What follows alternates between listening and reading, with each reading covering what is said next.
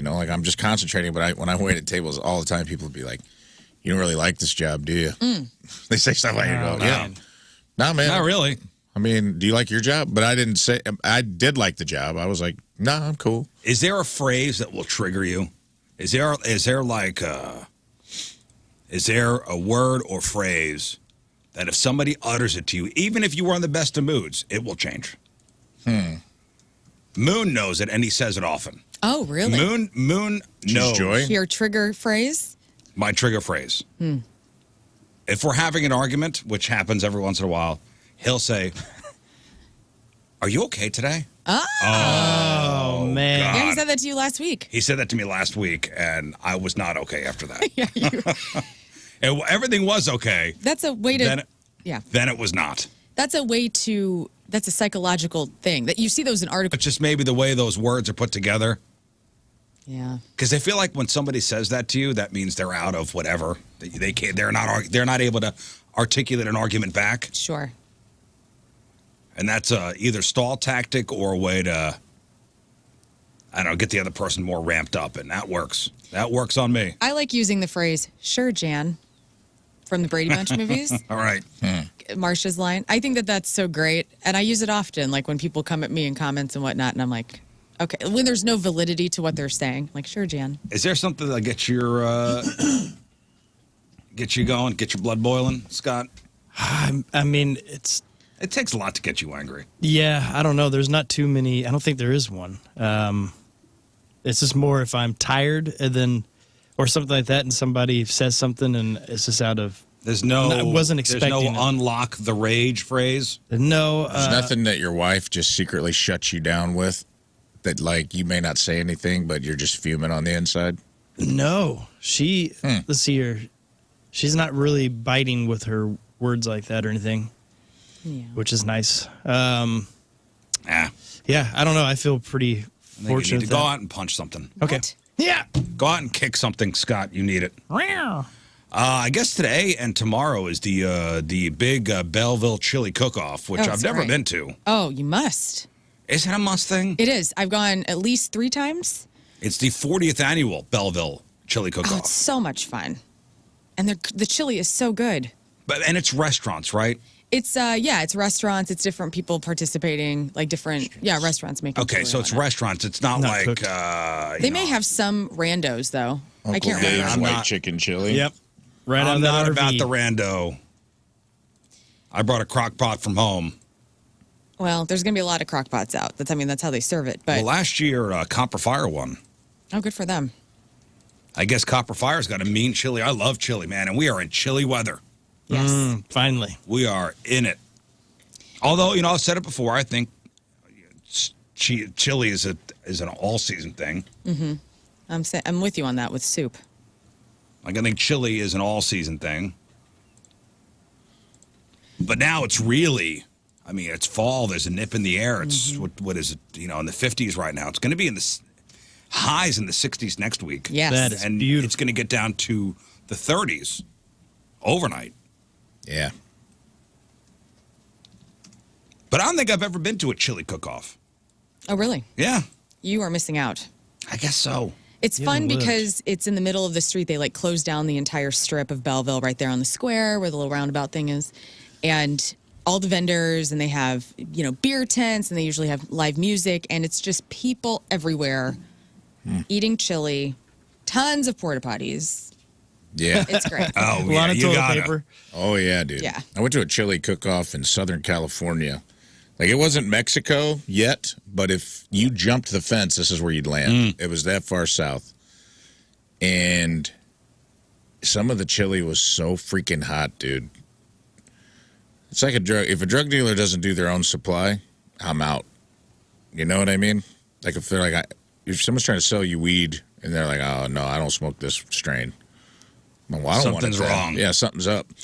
There was a guy selling, he called it the Four Horsemen. And he only got a spoonful. And then there was a guy selling milk and a porta potty. And every single person in line, I think I've told this maybe before on the air, but every person in line lost their mind immediately. It was tasty. Oh, it was so hot. did you even taste anything? It's all almost exclusively whites who are like, nah, I love hot stuff. Yeah. And I'm like, I just want, so that's what all these people think too. And it was like the 4 peppers in it. Like the Scoville units were insane. It was like a ghost pepper was the lowest. Yeah. And I don't even know what these other peppers you were. got your Reapers, and you got. It was that. It was like and he had like a little sign of what each one was. And people did a spoonful of this chili, and the guy he wasn't eating it. And a spoonful would just set him off. Yeah, he's not an idiot. They'd chug milk and then go. Immediately That to porta the potty had to be the worst porta potty in the United States of America. Steamy in there. For something to go through you that quickly. But there was some heat. I can't do that. You got to have a mix of chilies for me. Yeah, I wanna be listen. able to taste If it. it's too hot, if it's super spicy, you can't taste anything. You just taste pain, Yeah. and that's it. I understand if something spicy gives you a little, back of the throat. Ooh, man, there's a little something there. That's fine. A little tingle. Yeah. But if it's so hot that it's not enjoyable at all, what's the point? I guess it's the challenge of it to prove that you can do guess that so. and not break a sweat. This isn't really about hotness, though. It's just about the way the chili tastes, not necessarily the heat level. Yeah. And there are some good chilies at the Chili Cook-Off in Belleville. Yeah, well, I'm looking at at some of the pictures here, and like the Belleville firefighters got their own tent. Their chili's good. Oh, yeah. A must stop by their tent. Yeah. Firefighter chili is good. 80% of a firefighter's job is perfecting chili. Mm-hmm. Well, somebody at the firehouse is always stirring the chili. That's what I'm saying. Always. They have to 20% is legally. absolute heroism. And the other 80% is washing the truck and perfecting chili. Hell yeah.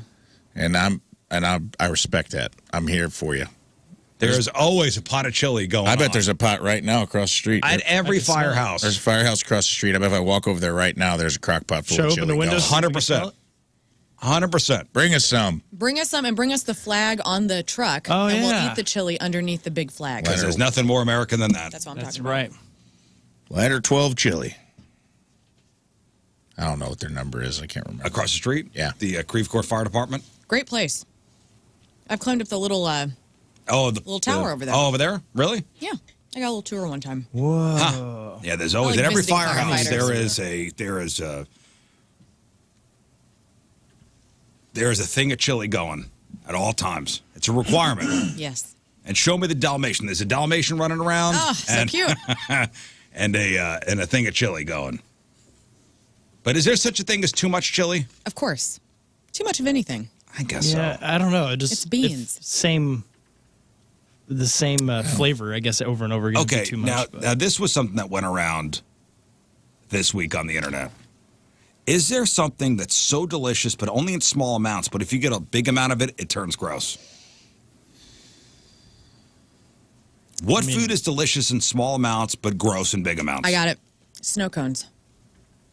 You think a snow cone You is can good? Yes. I had a snow cone last summer that it was just too big and too extreme, and it turned me off, and I'll never have a snow cone again.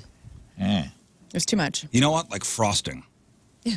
Yes. Like you take like a little frosting and go, it's good, nice and sweet, but then there's too much. Right. You get the sprinkles and all the No, decadence. but I'm just talking frosting. One thing. Okay, well, Like yeah, if you take a frosting. spoonful, like a little teaspoonful of frosting, nice, sweet. But if you start pounding it, you go, it's gross. Right. Yeah. Yeah. Cheesecake. Too Cheesecake. decadent. Cheesecake is good in small amounts, but once you get going, So Yeah. good. There's It's one too of those you much. can't really have too much of, right? This is too heavy. Fudge, I would think, Don't would cuss, be the please. same. fudge, yeah. What's Cereal. the fudge? Cereal. Cereal, no, I don't agree. First bowl of cereal. I'll eat a whole box of cereal. First Right. bowl of cereal makes you want a second bowl. The second bowl makes you realize you didn't want a second bowl. You just wanted to eat that first bowl again. I put boxes down. Me too. I mean, you can never have enough of this. Well, that is just What is straight that? brand. Grape nuts. That is like Pilgrim oatmeal is I'll what take that the is. box of cereal into the room I am eating it and top my own bowl off as I go. Yep. Until the milk is So gone, with I'm milk? not done. No, I disagree. First bowl of cereal makes you want a second bowl. Second bowl makes you realize you don't want a second bowl. You just wanted that first bowl again. I had some of the Kelsey cereal that I bought the other day. Now that is insane. It's pretty good, but it's a lot. Oh, yeah, what was the flavors again? It's Reese's Cocoa Puffs or Reese's Puffs, Cinnamon Toast Crunch, and Lucky Charms. Cadbury One box. cream eggs. Yes. One a year. One's enough. One Not a even year. one. I've had it like once in a lifetime. And I love Cadbury cream eggs. You love do? them. Love them. Do you like the cherries that have the? It's essentially the same. Oh, the little. It's like a chocolate covered cherry that has the little yolk of the Cherry Cadbury cordials? egg. Yes. Yes. The cherry cordials have little goo inside. Don't the Cadbury eggs? It's eyeballs. Yeah, they do. That's like a cream filled thing. I thought it was the same goo. No. No. Oh. The cordials have like a juice, Yeah, it's from an eyeball. They just pull out the which white are part. good as well. But Too much. Cadbury cream eggs, one, enough. Two, you go, this is gross. Yeah, you start making poor Cotton choices. candy. Cotton candy is something that is delicious in small amounts, but then once you start really getting into it, you go, this is gross. Yeah, Yeah. that's And one of so those sticky. that's really tough to enjoy the first bite as well. This may be controversial. Pancakes. Pancakes, Well, yeah. good in small amounts, delicious, but gross in big amounts. Rick in the chat says peeps. I agree. Peeps, yes. Just eat the head off of one and you're good for Easter. You don't need to be downward dog in a whole stack of those Pretty things. much anything sweet, it sounds like to me. Yeah. What Cookie about dough's the same way. butter? If you eat a whole roll of cookie dough, like a few bites of cookie dough is the greatest thing on the Right. planet. But if you like ate a whole sausage roll of the cookie dough, Too much. Salmonella. You're hurting. What about butter? You ever put too much butter on something? Yes. Salted butter, of course. Yeah, it depends, I guess, on the quality of your butter. That's true too. A little on toast, great. I don't know. But if you slather too much on anything, it goes from delicious to, why'd I do this? Like real fast. Yeah, but if you get real deal butter, it's kind of impossible to beat. I agree. I had bought some coconut, jasmine rice, kind of a little sweet rice. And Oh, yeah, I make that at home. You ever been transported back to childhood on accident, dude? Like you walk through a time warp to a really good place? Because I was like, oh, you know what, Mom? I put butter on it, and I don't know why I did it. I think it was out. Do you put milk in it? No, but my mom, that's how, I used to eat rice when my mom would put, a little bit of sugar and butter on rice. Yep. Like when you were sick or you didn't feel good, or just sometimes when we didn't have anything else to eat. And, man, I took a bite of that coconut jasmine rice, and I was just like, I fell through time, and I was like, oh, man, this is a safe feeling. This feels Aw. good. I love that for you. I want to try that. Coconut rice is great. Yeah, and I was like, man, I haven't been buttering stuff enough in my life. Was it savory or was it sweet? It was just the right amount of sweet, mixed with savory because of the nice. butter. Yeah. It was What'd you like, pair that's it the with? two.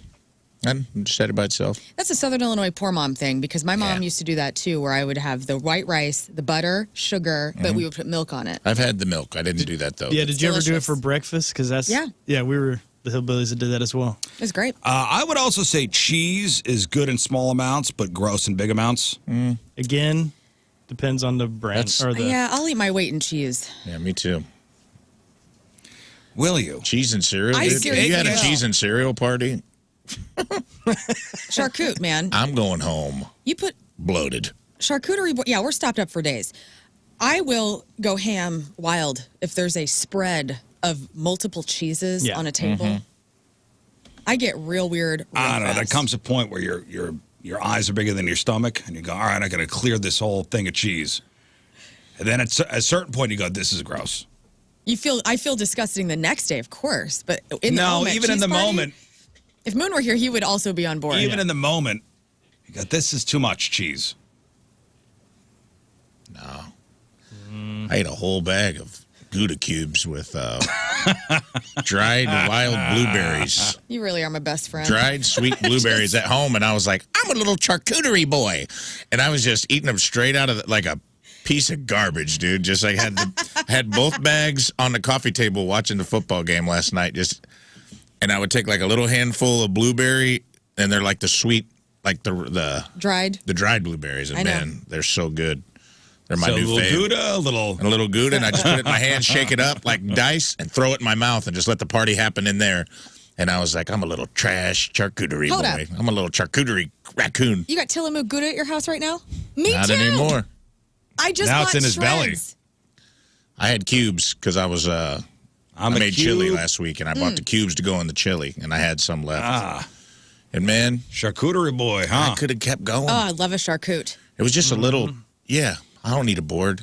I'm home alone, dude. I need a bowl. Yeah, I don't need to be. I had a I don't need to be a charcuterie fancy bag. I did a person. charcuterie bag, which is not fancy at all. It's a grab bag. I should have just dumped the blueberries in the bag with the thing and shook And it just up. mixed it up. Yeah, I'm gonna do that. That's my new trail mix.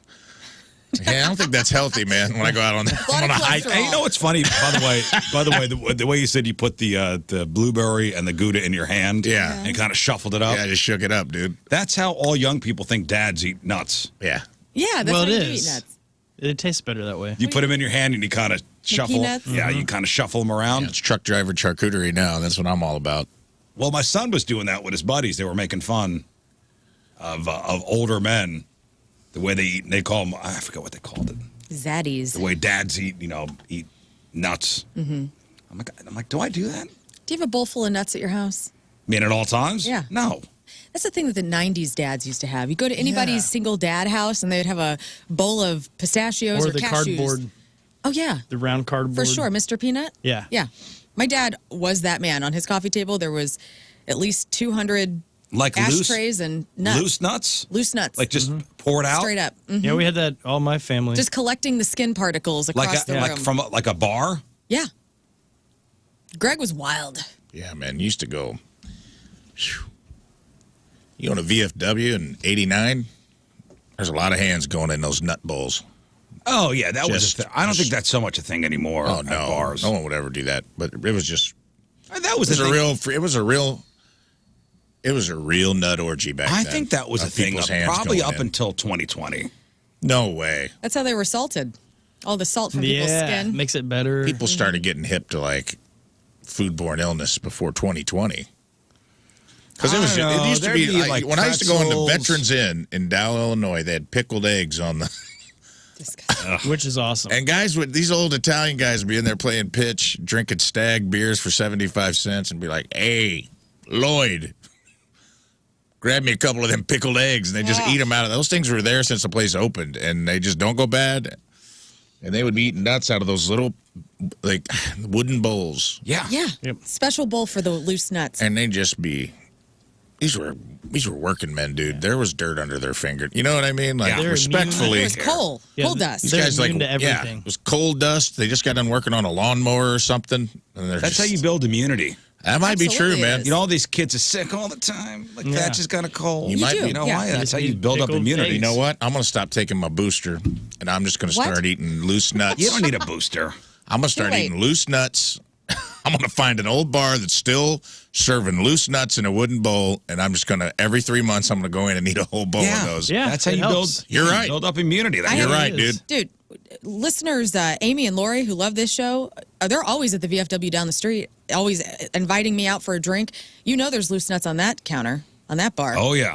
So we already have like a chicks holding have an seats. in. Yeah. You have an internet. Hey, speaking of food, Did you find it? I think so. but McDonald's has officially. Yeah, there look it at this is. thing. There it is. I would wear that. Adorable.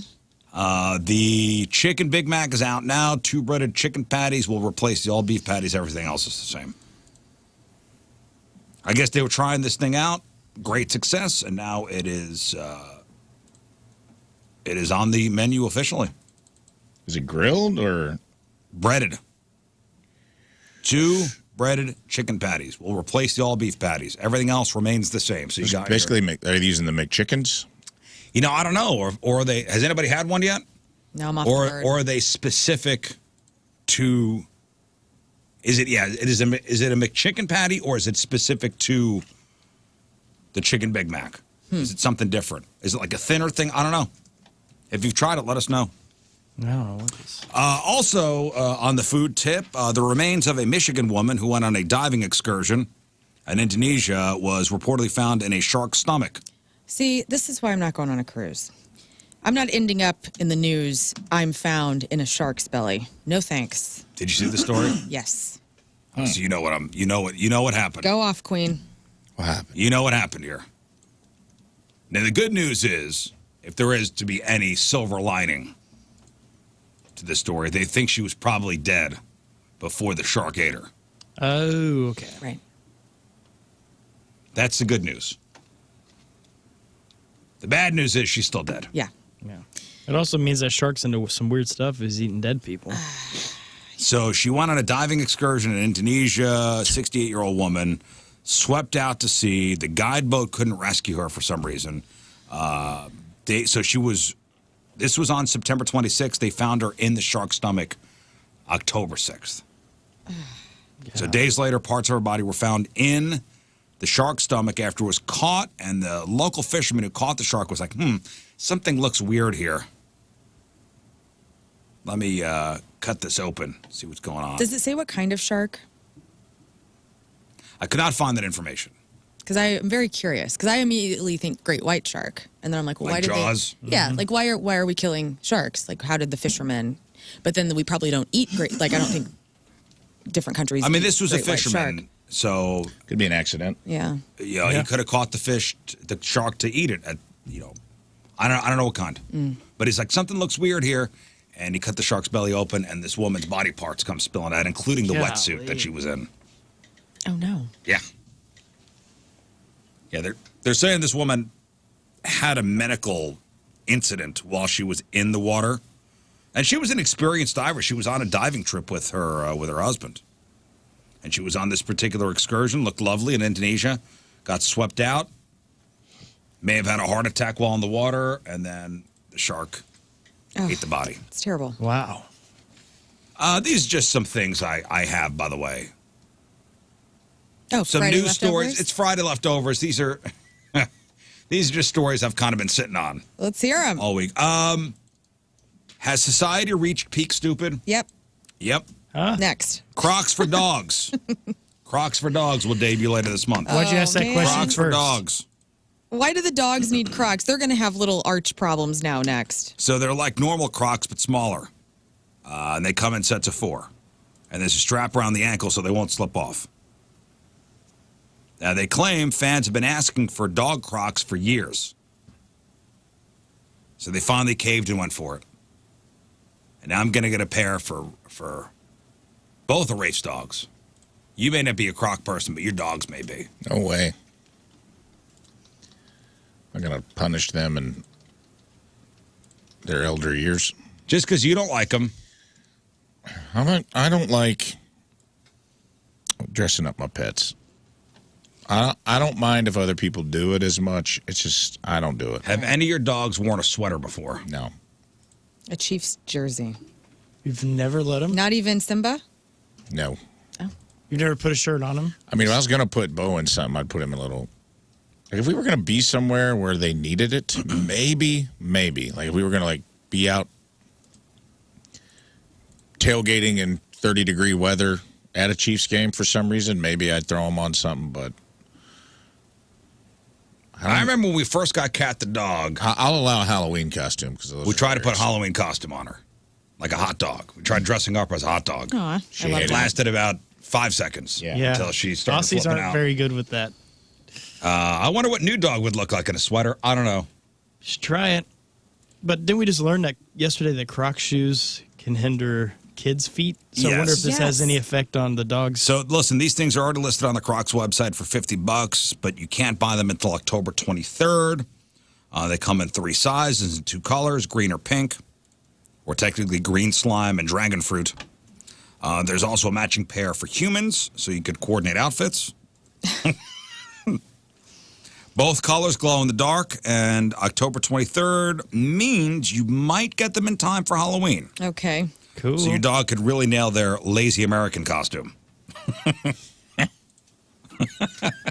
They are pretty awesome. I don't like it. I do like when dogs are dressed up as hot dogs. I think that's really funny. We tried. I make allowances for Halloween. Halloween and even the Mardi Gras Pet Parade. You don't like it? I'm making allowances for it. I just don't like when people dress their dogs up all the time. I have a friend that's like, dog always has a different outfit on, and it looks miserable. The dog looks like, Yeah, it's like when you let me off the leash and I'm going to run right into traffic. Yes. Like when, And this, please. Yes. Hey, this just in, not to go back, but Drew has had the chicken Big Mac the other night. Says tastes like a bag of pickles and buttholes. Thumbs down. Pickles and buttholes. Somebody just said it That's tastes pretty like good. chicken nuggets. Okay. Well, to each their own. With all the You Big like Mac pickles and accoutrement on it. butthole. The reviews are in. Yeah, it looks like it's the same. This is a big chicken nugget Big laid chicken on a nugget. patty. All right, tell me you're a workaholic without telling me you're a workaholic. There's a photo this week of a guy working on his laptop in the middle of his own wedding reception. That's going viral. That sucks. So his coworker posted it on LinkedIn to show how dedicated he is to his job. So it shows him sitting on his laptop while everyone else is dancing. And people online are calling it sad. And one of the, quote, most depressing LinkedIn posts ever. But here's the context, so see if you agree. Okay. Okay, again, this is the photo of a guy working on his laptop at his own wedding reception. The groom's name is Casey Mackerel, okay? And his boss didn't make him do it. His last name is Mackerel? Casey Mackerel. Like the Something fish. seems fishy about it. Yeah. And it's not like his boss made him do it. He's the co-founder of a software startup called Thoughtly. The other co-founder explained that they just brought on a very big client and needed something ASAP. And Casey wasn't on his laptop long. He just had to let another employee access some code, and the whole thing took maybe 5 minutes. So it's not like he ducked out of the wedding for an hour. His new wife, Grace, said she was fine with it. But people are like, see, this is a problem. You can't leave work for 5 minutes I know. for your own wedding. People are addicted to work. Same, I mean, with me. I mean, I was on the couch last night regramming things for us, and because I am on social media and it's just a convenient moment. But we're constantly having to monitor our accounts and reply to people, and that's Sure. part of this experience. And Yeah. so everybody is doing that on some level. Yeah, I know. and think of it, at weddings now, everyone has this smartphone, which is the same thing as a computer, and they're working the same thing. They're getting pictures for Instagram, trying to build their deal. I mean, this guy was actually doing something for his He was job. like in a but that- spreadsheet. generates money. Yeah, but the money that probably paid for this wedding. It's hustle culture. We are hustling, and I don't blame this guy. and I'm not sad for him. I mean, I hope people do take everybody listening, us included. You don't have to work all the time. You can take a break for yourself, and you should, because you're It's tough going to to shut lose it off. productivity. It is very hard to shut it off, especially when it's ongoing. I mean, we work for a company that allows creativity and lets us be imaginative and have wild ideas, and it's fun. But that comes with constantly having to be in that mode of what's the next thing we're going to do, and it's Yeah. never ending. I don't think it's a big deal. Because, again, people are like, oh, this is the saddest photo. This guy's working. Listen, it just shows how hard it is when you own your own business. It is, absolutely. Small business owners are the hardest working people You never get a break. in America. Yeah. This, there's this the angle picture. looks like an 8-year-old boy. Gotta really love somebody to take the last name Mackerel. Also, how bad is your business going if your wedding reception has bare concrete floors? What? You couldn't I love spring. those You couldn't floors. spring for the dance floor, huh? Are you kidding? Why is everybody dancing with the lights on? Yeah, the lights on are problematic, but the Hell concrete yeah. floors are cool as hell. I'd love to have those in my house. That guy's definitely doing fantasy football, dude. Yep. That's what's really going on here. He needs his hair. Yeah, some people think, this is what it's like to own your own business. You Oh, so never is get that a break. staged? Is that like a LinkedIn flex Rage post? bait. Yeah. Oh. Is that like a flex on Maybe that's the hint with mackerel. when you're an entrepreneur, you work 5 to faint. Believe it, brother. Hustle, alpha, hashtag. Hashtag no time off. Hashtag crushing it. Exactly. Hashtag the grind. Yeah. I It's get like too perfect of a picture of him working while everyone else is dancing in the background. And he has a drink, but has not sipped out of it. It yet. says open for opportunities in his profile. Listen, other people think this is an example of how it's impossible to have a good work-life balance in 2024. Work should never pull you away from such a big moment, even if it's for 5 minutes. Mm-hmm. And somebody tried to reach out to this guy for comment, but he's on his honeymoon and apparently not working. So, Good. There we go. Finally. Huh. Well, good for him. I said, listen, something was pressing. Leave him alone. I worry about my mom. My mom's 65, and I want her to retire soon, but the woman is a workaholic. She always has been. We have a planned vacation next year in Michigan, and she's like, well, and I'll bring my stuff because I'll be working. And I'm like, can you just not work? And I feel like she's never going to retire because she's never going to not be able But to she not be enjoys busy. it. Does she enjoy it? No, I mean, she does. She loves her job, but So why would you want to take that away from her? she needs to relax. The woman she's worked hard her whole life. But if deserves she to just be, stop, it's like, an alcoholic. You can't just stop drinking yes, you or else can. you get sick. Oh, You well, have to wean 'em yeah. off. You got to wean them off. But, okay. She'll is still so work at cool like a sounding. Joanne Fabric or something. Like, she has a plan. Her plan for retirement is to still have a part-time job. Yeah. I empathize. I struggle with that. We all I'm a maybe workaholic do, for but sure. we have to relax. It's hard, okay? It is is. hard, and then you can't even enjoy your relaxation time because you start mentally flogging yourself. Right. I start going over like, well, I'm getting better about trying to be mindful and just be like, I'm not doing squat today. I'm not taking calls. That's why I like when I go to national parks. Sometimes I think it's just because there's no service. Like, it forces me to just be outside. Now I'm just trying to be more present with the family. Yeah. I'm trying to be like at dinner time, It's hard, though. not work, not think about work. I know. I think about that sometimes when I have to text you at night because you still have young kids and stuff. Yeah, in fact, I was telling Lern we were sitting around the dinner table, because we got activities all the time, whether it be hockey or whether it be cheer or whatever, or my busy schedule. My wife's out all the time, too. We were playing Do It Bitch As a family. as a family yesterday, and we had a great time. no gun. love that. Very disappointing to hear. Yeah, Nobody, nobody got shot with an airsoft gun, but we had a great time playing. I had like my phone out. I was like, all right, you got 10 seconds. Can you name, we were going back and forth. Who can name, 5 U.S. presidents in 10 seconds? And then, you'd hear my daughter go, do it, bitch. Okay, let's go. Who are the teams? We kind of switched around. Boys versus girls. Who won? We know you took your son on your team. You know who won? The Rizzuto family won. Because it was fun, It was educational. and there was a moment where we weren't yelling at each other. That's great. And everybody was smiling and laughing. Still call each other a bitch. Yeah. Yeah, but that's fine, though. That's Yeah. fine. That's what they like. It's good. That's what I mean. Like, you found the happy medium Yeah. between pleasant and still being somewhat mean to one another. But for that, 15, 20 minutes, there was no yelling. I love it. Everybody amazing. That's so great. everybody was present. That's awesome, man. Everybody should play Do It Bitch with their I families. really think so. Remember, I think it was last week we were talking about when you spend cash, like how much cash do you carry around normally in your wallet? I always got a gundo, which is $100 on me in case I get held up. I learned this from John Hewlett. What? You put Why it in that your much? shoe. Well, because $100 is pretty good. I mean, that's enough for, hopefully fair somebody trade? just F off. Yeah, for my life. Is that true?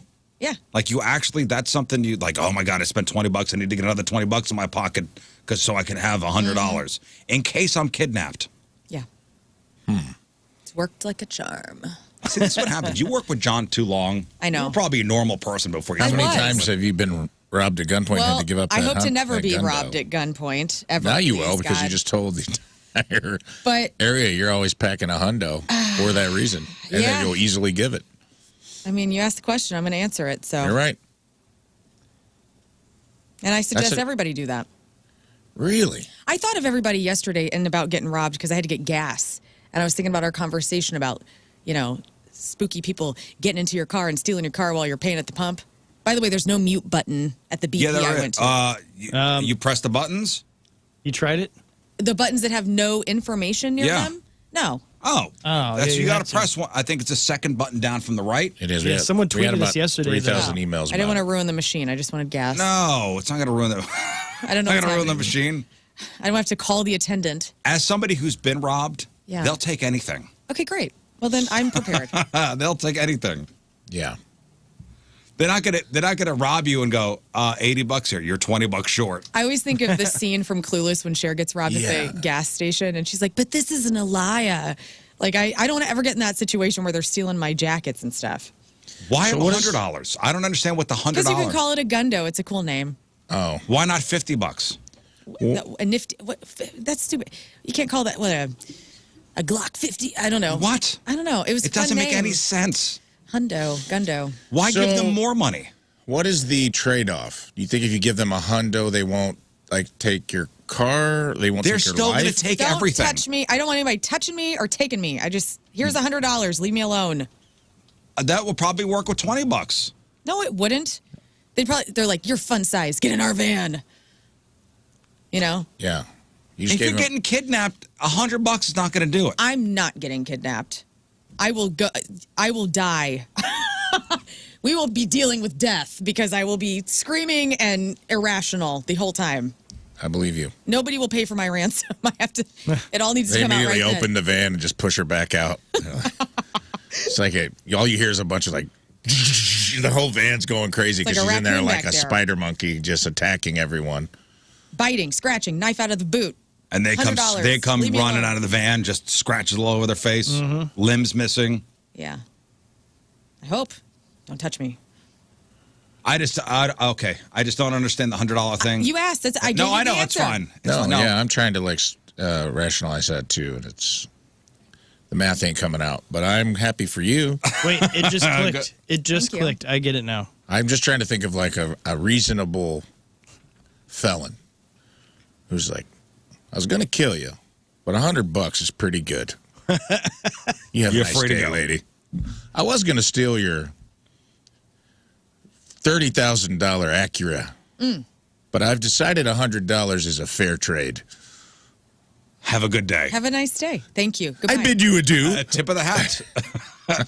I give have them a a Riz wonderful Show day. sticker, and I'm on my way. Yeah. Well, Little autograph. we also talked about, okay, when you have money, when you have cash on you, and you give $20 over to buy something, it's almost as if you're not spending anything. Yes. It doesn't feel like you're spending anything. the best. Because it's not coming out of your bank account. Yeah. If something comes out of your bank account, it really feels like you're spending something because you can see the balance. Yes. Yeah. Now with cash, we almost think it doesn't count. Wild. Well, it's And- always that way. And there was actually a study done, and it shows that is the case with all Americans. Well, at least a third of Americans. Almost 1/3 of Americans buy into the idea that cash doesn't count. So a survey of 2,000 people split evenly by gender and generation revealed that because their account balance doesn't decrease, almost a third of people believe that spending cash doesn't actually, quote unquote, count as spending money. Man, I remember growing up, they always said that you want to carry cash and use that because it feels more painful to get rid of it. Yeah, I've heard that too. So it's wild that we've lost that to where now it's just like a fun thing. Well, it's always been burning a hole in your pocket, right? That's what everybody would always say. I got 20 that's burning a hole in my Yeah. pocket. And so now I love buying. I've graduated on from it's hurting to spend the money because now it hurts to swipe my card or Yeah. tap it to now I just have the cash on me and I could I'm have the same going $20 nuts. bill on me for 3 months Really? and not spend it. You need a new one? No. I'll take the. Okay. It was a big transition to get out of like a tipping job for me. It always was fluid for me. That's why I never had any money when I was a bartender. Then I drank a ton. Right. But it was like you make $300 and it hits my hand, it goes in your pocket. It's not real money. That's Monopoly money, dude. Then I'd I'd get off work, go to a different bar, spend $250 of it, make a $50 net, take it home, throw it in a coffee can next to my bed, and then go to the bank like once a month or something. You know what I mean? Like, Yeah, but I paid rent in cash sometimes to my roommates. Nothing was you real. did draw a paycheck though from I did. and that's what went in. I went into the bank and kept me in sometimes in the positive when I wasn't getting too liberal with check writing at a shop and save. Right on. But it was very much like you didn't have to see it. You never had to look at a spreadsheet or a computer screen showing you your irresponsibility. Yes. It's like it was just a little whisper that never happened. It was just a little secret that I had. Nobody knows what I. Well, do you remember back in the day when you did have to pay for something with a check and online banking was not a thing and you kind of crossed your fingers like, I hope I got enough money in my yeah. account. Oh, yeah. And when you'd actually have to go to an ATM to check your balance. I know. Or you're like, okay, I'm going to go to an ATM and take out $40. Cross your fingers. You actually have $40 in there. Yep. Yeah. Yeah, that was I always try to fun. keep cash on me now because of tipping. I always feel like I get caught Whether it's dry cleaner, like some places don't, believe it or not, as much as we complain about it on the show, like not everywhere still has like the tip screen. Sometimes it's like for a long time Starbucks, like it was random. Some Starbucks would have it. Some you're like, you have to tip on the app or with the Starbucks gift card. I'm like, Right. Don't give me a job. Just I'll tip you. Just don't give me an extra job to do. There was a move on. I went to lunch this week somewhere, and I paid with a 50, and I was having $30 in change coming my way, and the guy gave me 3 10s. Yeah. And I was like, and I go, well, can I have more? Can I have smaller bills? I would like to tip you. And he was like, like it was a whole thing to open up the cash register. And I go, whatever. I just put a 10 down. I go, this is the move. You give people the too big of bills, and I then saw this happen. You watch this happen. And you're like, fine, just take the whole Just take the 10. I was thought going you were give trying to $5. look like a baller. He just pushed you and he cornered you. I know. Oh, that's He went up to I me. don't have change. He just didn't want to have. He was like, "Can you make change out of the tip jar with the 10?" I'm like, now I'm gonna I start gotta open now I this. gotta do that. Like, absolutely, just take Come the on, 10. take Fine. the 10. Got your That's the ass. move. He got your ass. Yeah. Now, most people, or many people, claim they would do anything to be bringing home the bacon, we'll say. But not all of them would be willing to switch careers to become a pig butcher. No. So a new survey asked people about undesirable jobs, careers they would avoid even if for double the pay they're getting now. So can you think of, and the results are broken down by state. So for double the pay you're making now, is there something you wouldn't do? Yeah, I'm not killing animals or anything like that. So you would not be willing to, for double what you're making now, work in a meat packing plant. Nope, couldn't do it. Could not do it. Be so sad the whole So time. that was the first thing that came to your mind, actually. Yeah. Or that, or like cleaning out, like, I mean, I guess a part of me, if I had to work at a farm, that would be fine. Like if I could tend A to the meat animals and take packing care of plant them. worker. If I was to double your pay right now and say you got to go, I can't do it, no. and you know what? You are really, truly Illinois, because that was the number one answer for people that live in Illinois. That's interesting. We That have a was lot of bringing in the farming in bacon. Illinois. People in Illinois said for double the pay, the least desired job would be to work in a meatpacking plant. I would literally work with anything else. I'd work with dying people. I would take care of people like that are sick. I would babysit. Like I would literally do anything with people. For whatever reason, I feel like my heart could do that, but my heart couldn't deal with watching animals. get Ask me if I slaughtered. would do it for double the pay. Would you do Yep. it? Okay. Absolutely. There we go. Should be a helper at the zoo when ever seen the videos where an elephant gets stopped up? Yeah, I would do that. Oh, you gotta stick They your gotta hand just up put a the- trash I would help bag with on their that. arm. You Yeah, put your hand up an elephant's butt and clear it. That's one of my life goals is to help deliver a cow, and I feel like that is similar. So As somebody who's done that, it's Similar, not but great. not the same. well, I don't know that it's not great. I need to experience it for myself to have that new opinion. You got to go to state fairs and watch it. You can see it there. I've watched like videos of it, and it looks crazy. As somebody who's watched somebody tie rope around a calf's Not that. legs I'm and not have to be put the other end to a side by side. No, that's not the way. No? I'm talking about like get the big gloves on and the suit, and you get your hands in there and you deliver the baby, the calf. But what if a giant elephant turd stuck in there for weeks? I'd help, yeah. Because they put a hose in there. You got to like put a hose in the If that's butt. the right way to do it, and And it's then not it is. You got to power wash to like and when dislodge that turd. when it lets loose, It's amazing. there is Mud flow. collateral damage. Oh, Everyone Let's feels you would better. do that. Okay. I would, yeah. Wow. Would you be for double the money, a commercial fisherman? That's a hard job. No, I don't want to be out on that boat. Okay. That is the least desirable job in Alabama, Alaska, Florida, Maine, Massachusetts, and Virginia. A skyscraper window cleaner. That'd be cool. Be so afraid, but I would do it. You would? Yeah. That is the most undesirable job in Connecticut, Maryland, New Jersey, New York, Tennessee, and Washington. I did that for Over the Edge for Special Olympics whenever we were raising money. Lux and I actually, we rappelled down the Four Seasons Hotel. That's sweet. And it was so cool. You know what's funny about that? That was for Special Olympics. Yeah. They had asked Woody and I to do that, and then he said something on the air, and we were no longer allowed to associate with the Special Olympics. Well, you missed out because it was super fun. What do you say? I can't say it. Oh, God. Oh, no. We're back on good terms, I guess. Yeah, we are. Yeah. Would you be an electrician for double the pay? Sure. That is the least desired job in Delaware, Georgia, and Hawaii. Again, these are What career would you avoid even for double the pay? Oil rig worker. Oh, man, out on those big-ass things. I wouldn't do that. I'd be out on that one. The movie Armageddon makes that look cool, though. That's where Ben Affleck worked with Bruce Willis. Roughnecks. And Wahlberg has a film. Oh, yeah. Yeah. Kate Hudson's in that movie, I think. Yeah. Like those oil rigs that are out in the middle of the, Dangerous. dangerous seas and on these platforms with I've seen videos of the waves and the Yeah, because you'll have those rogue waves that'll be about 100 man. foot or something, and they'll come smacking up against those. Yeah, it seems like an adventurous job, though.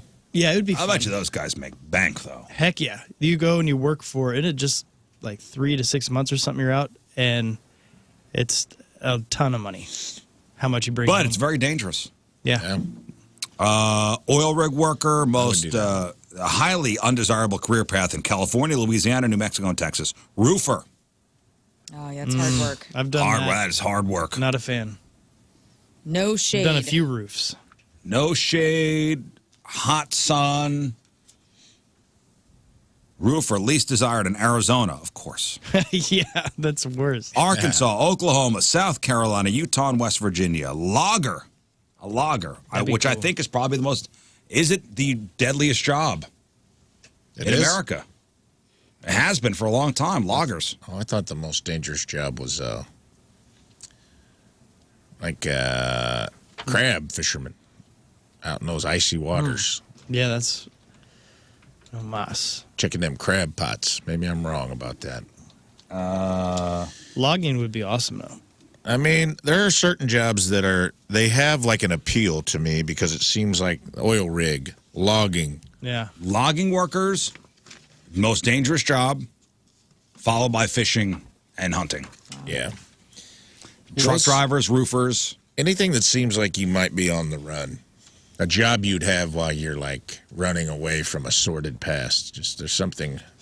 Like going up there in the Northwest and cutting trees down. Like I bet on oil rigs, you don't ask too many questions about the other guys. You just kind of keep How it long chill. you been married? Yeah. Yeah, I know. What's your birth sign? No. Hey, bird dog. Are you a Pisces? You don't ask about That's you how don't I ask would be about on it. pasts. You get kicked off the rig. I would. Or I would be the comic relief. They'd love me. Hey, have you guys ever watched Deadliest Catch? Yeah, of course. That show freaked me out. Like Yeah. that, the And fishermen those guys on that show. those guys worked a couple months out of the year, I know. and they made a lot of money. But that, If they got a good catch. If they if they survived, some of those days If were they survived. insane. Some They've of lost a those- few of those guys. Yeah, those decks, whenever the waves are coming over and they're pulling those crab pots, that's why I was like, man, when you go over in those waters, you're dead in like a minute. Yeah. It's so cold. It's freezing and Yeah, it was like they're not. rough seas. And those crates when you can get your fingers smacked. Oh, yeah. So easy with No those. showers either. Where are they up there in the Bering Sea? Up there in Alaska? Yeah. Yeah, no thanks. Yeah, a little cold. Logger, least popular job in Montana, North Dakota, and Vermont. Powerline worker. Yeah, Powerline it's dangerous, worker. too. Yeah, that'd be. For double the pay, would you do it? I think it's kind of fun. If I could be Your the dad guy- was a lineman? Yeah, if I could be a guy though that's on the helicopter, and you're doing the giant wires, that'd be sweet. Powerline worker, least desirable job in Mississippi, Nebraska, New Hampshire, Oregon, and Missouri. Whoa, found it. Coal miner, Yeah, that'd be a tough one. not a coveted career path in Wyoming. Steel worker, least desired in Indiana, Kentucky, Michigan, Ohio, and Pennsylvania. And security officer, that's the worst Rhode Island could come up with. They got things pretty good out there in Rhode Now, Island. if you notice, a lot of these jobs, like skyscraper window cleaner in New York, Yeah, DC. you're around that stuff, and you go, I wouldn't do that for double whatever. No, thank you. no fun. Yeah.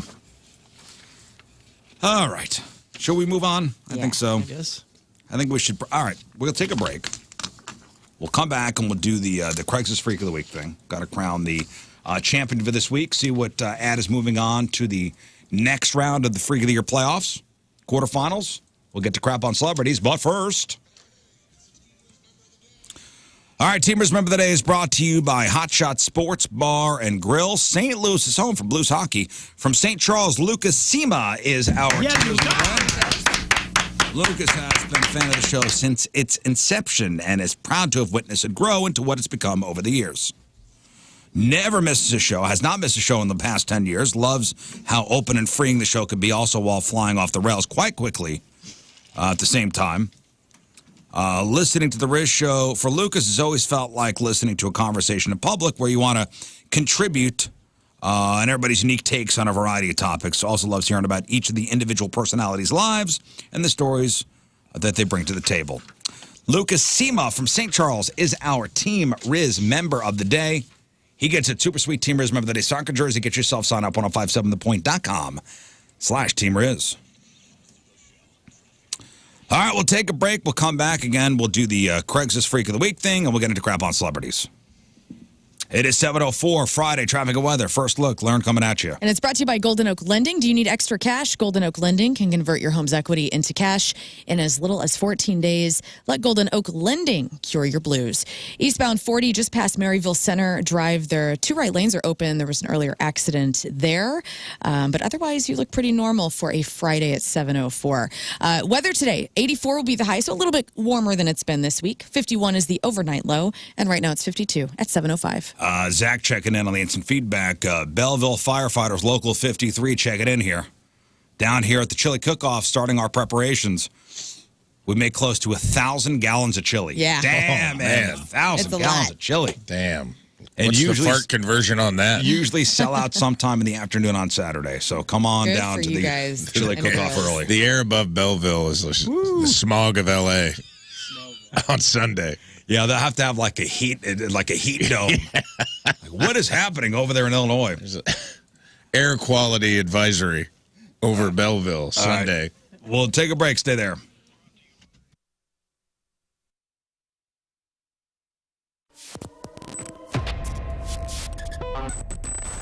It's Donnie Fandango backstage at Point Fest. For one, I just almost fell out of my chair. It is. And for two, boy, that would have made a really great way to start Good the interviews intro. of the day. Yeah. All right, so let's settle this first and foremost. You and me here right now. 0936. Yes. All right. I heard it in a couple of different ways. It confused the hell out of me, man. It confuses me. Okay, well then good. Then I don't feel as bad that it's not just me. I put the colon in there to be read as a time. You know? Men this week, from talking to my friends in the show here, that you guys don't really talk about much when you're together. You don't gossip. There's no hot goss. You're not really asking and getting the tea on what's going on in each other's lives, and that's fine if that's how you want to be. But I am going to be the catalyst of this because I want to ask how you are. How is your physical well-being, your mental well-being, your financial well-being? I care about that. I want you to be living your best life, and you have to have a body that's going to get you to triple digits with me, all right? So that's why Victory Men's Health exists. It is there for you guys. It's a clinic for men where you go, you get a simple blood test. That first initial consultation probably takes about an hour and a half. They just talk to you a little bit about your goals, if anything's been going on, when's the last time you got your blood drawn, okay? And then they talk about your weight, your BMI. They put you on this scale, and you essentially get to know from the inside out what's going on with the bone mass inside of you and your body mass and all this great stuff. So they have your best interest in mind for living physically well. And whatever your goals are, because they are all special to us, they can get you there. So please log on today. Go to one of the 4 locations in St. Louis, victorymenshealth.com.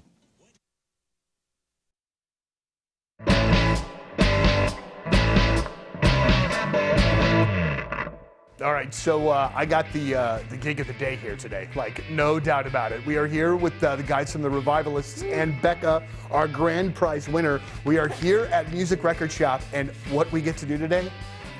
Record shop. I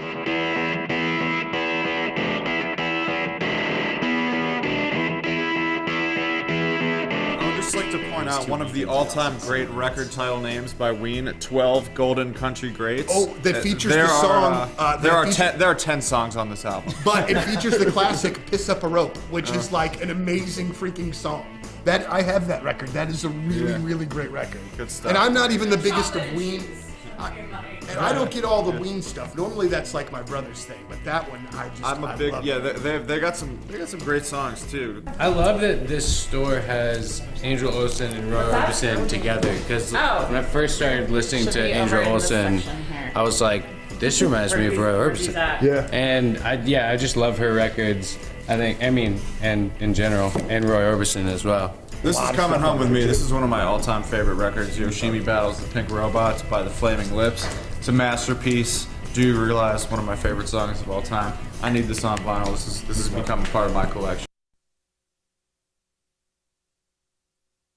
Go see for yourself. Check out the photo gallery on trimlightsemo.com. TrimlightsSemo.com. Trimlight Semo is an incredible opportunity for you as a homeowner or even a business owner to have innovative, patented lighting systems that allow you to have permanent exterior lighting professionally installed on your home or business that totally eliminates the hassle and worry of hanging any sort of lighting or Christmas lighting or holiday lights ever again. It's a one-time install that they'll install, and then you get the app with unlimited options and millions of colors. And if you're like me, you're probably sick of paying for lights or somebody to help you hang them every single year. It all adds up. This will be paid for in just a couple seasons. They're hidden by day, bright at night, they're permanent, and there's a lifetime warranty. Again, millions of colors and so many different options. If we ever make the playoffs again, your house could be lit up in your favorite sports team's colors. It's Halloween. Now they're orange and purple. So many different options with Trimlight. Check them out today. Trimlightsemo.com. TrimlightsSemo.com. It's Trimlight.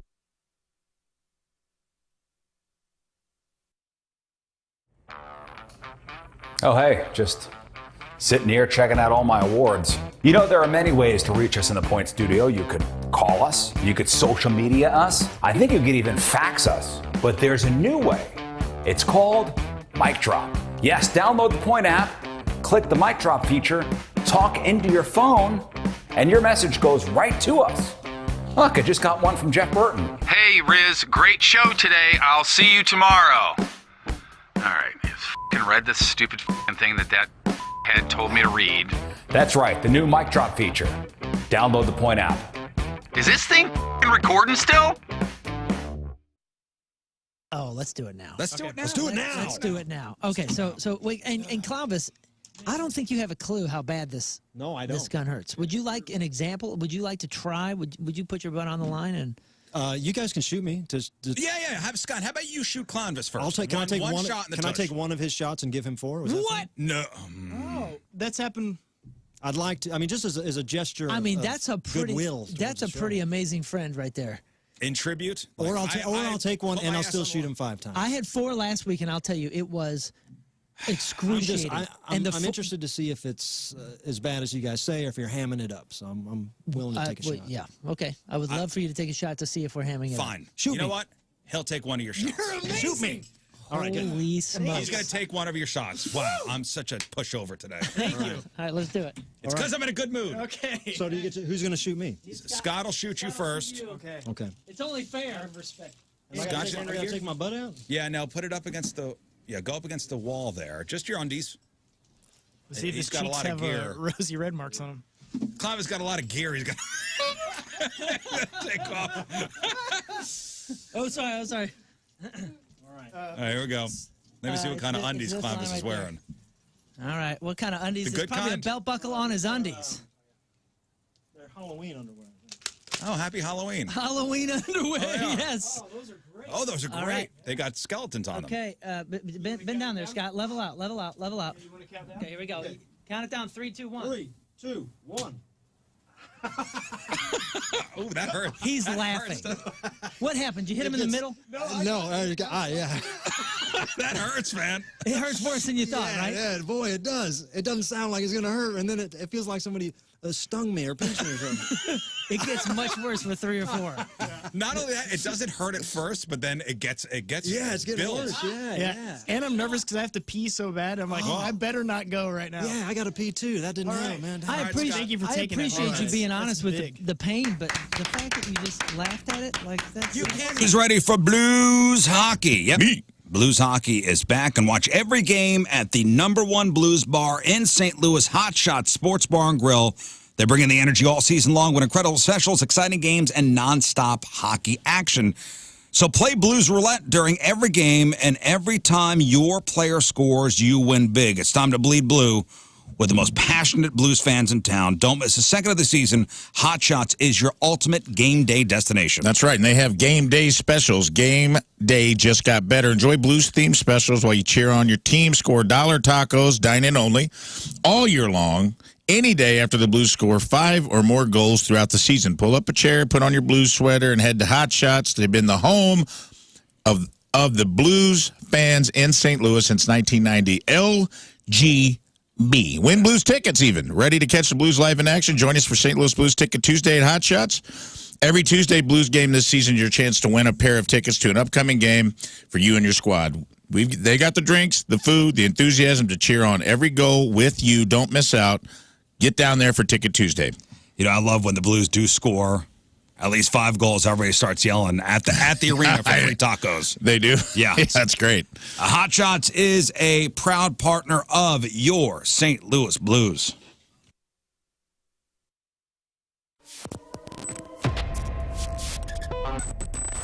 Well, here we are backstage at Point Fest with Greek Fire. Hey! Gentlemen. Hi, Donnie. So guys, how'd it go today? Well, you know,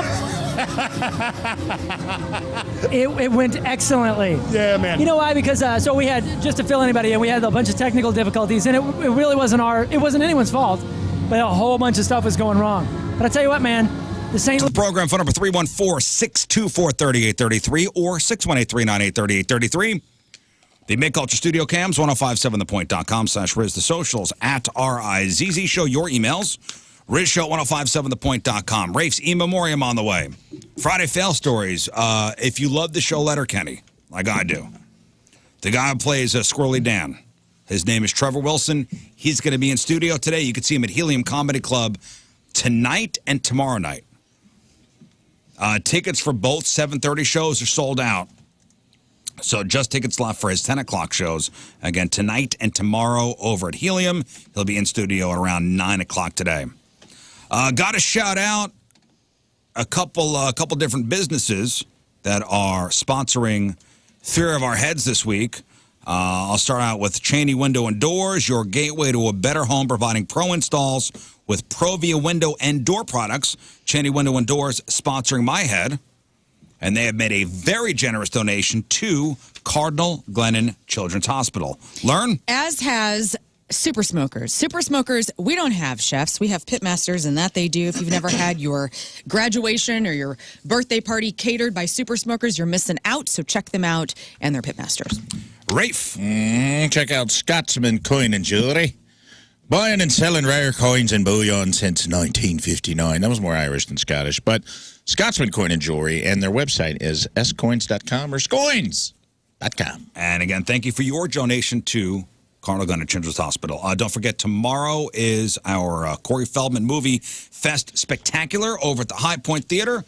Some tickets are left for both shows we're doing. We're doing The Goonies at 5. We're doing The Lost Boys at 7:45. You can buy your tickets if you walk up. You can buy them at the High Point box office. But get there a little early, because I'm not sure if it's going to sell out. I mean, before tomorrow. Yeah, the theater's only so big, and we're only doing the one showing of each of those movies. And proceeds will benefit Cardinal Glennon. Thanks to Tracy Bibb. Thanks to Cinema St. Louis for helping us do that one. The Weirdo stickers are at all Together Credit Union locations. $1 with proceeds supporting Cardinal Glennon. Also, the Riz Show billboard, that is back. And that's courtesy of More Choice Jewelry. So this billboard, which you could sign, we're going to bring around to a bunch of different locations. Sign, you make a little donation to Cardinal Glennon, and we're going to put the billboard up. I believe it's going to be $270 and $44. Oh, great. $270 and $44. You have a chance to sign the billboard tomorrow night at High Point. Next Thursday at the Hot Shots in Fenton with Rafe. Next Saturday with Lern. What's Gabe's remote? Tell me. I don't have my details yet, but I'm going to be at a place called Gabe's. Okay. It could be a dude's house, but the billboard will be there, and we will be signing it. Also next Saturday at Westport Plaza, Oktoberfest with Rafe. That's right. It's going to be the Godsmack Show at the Family Arena next Sunday.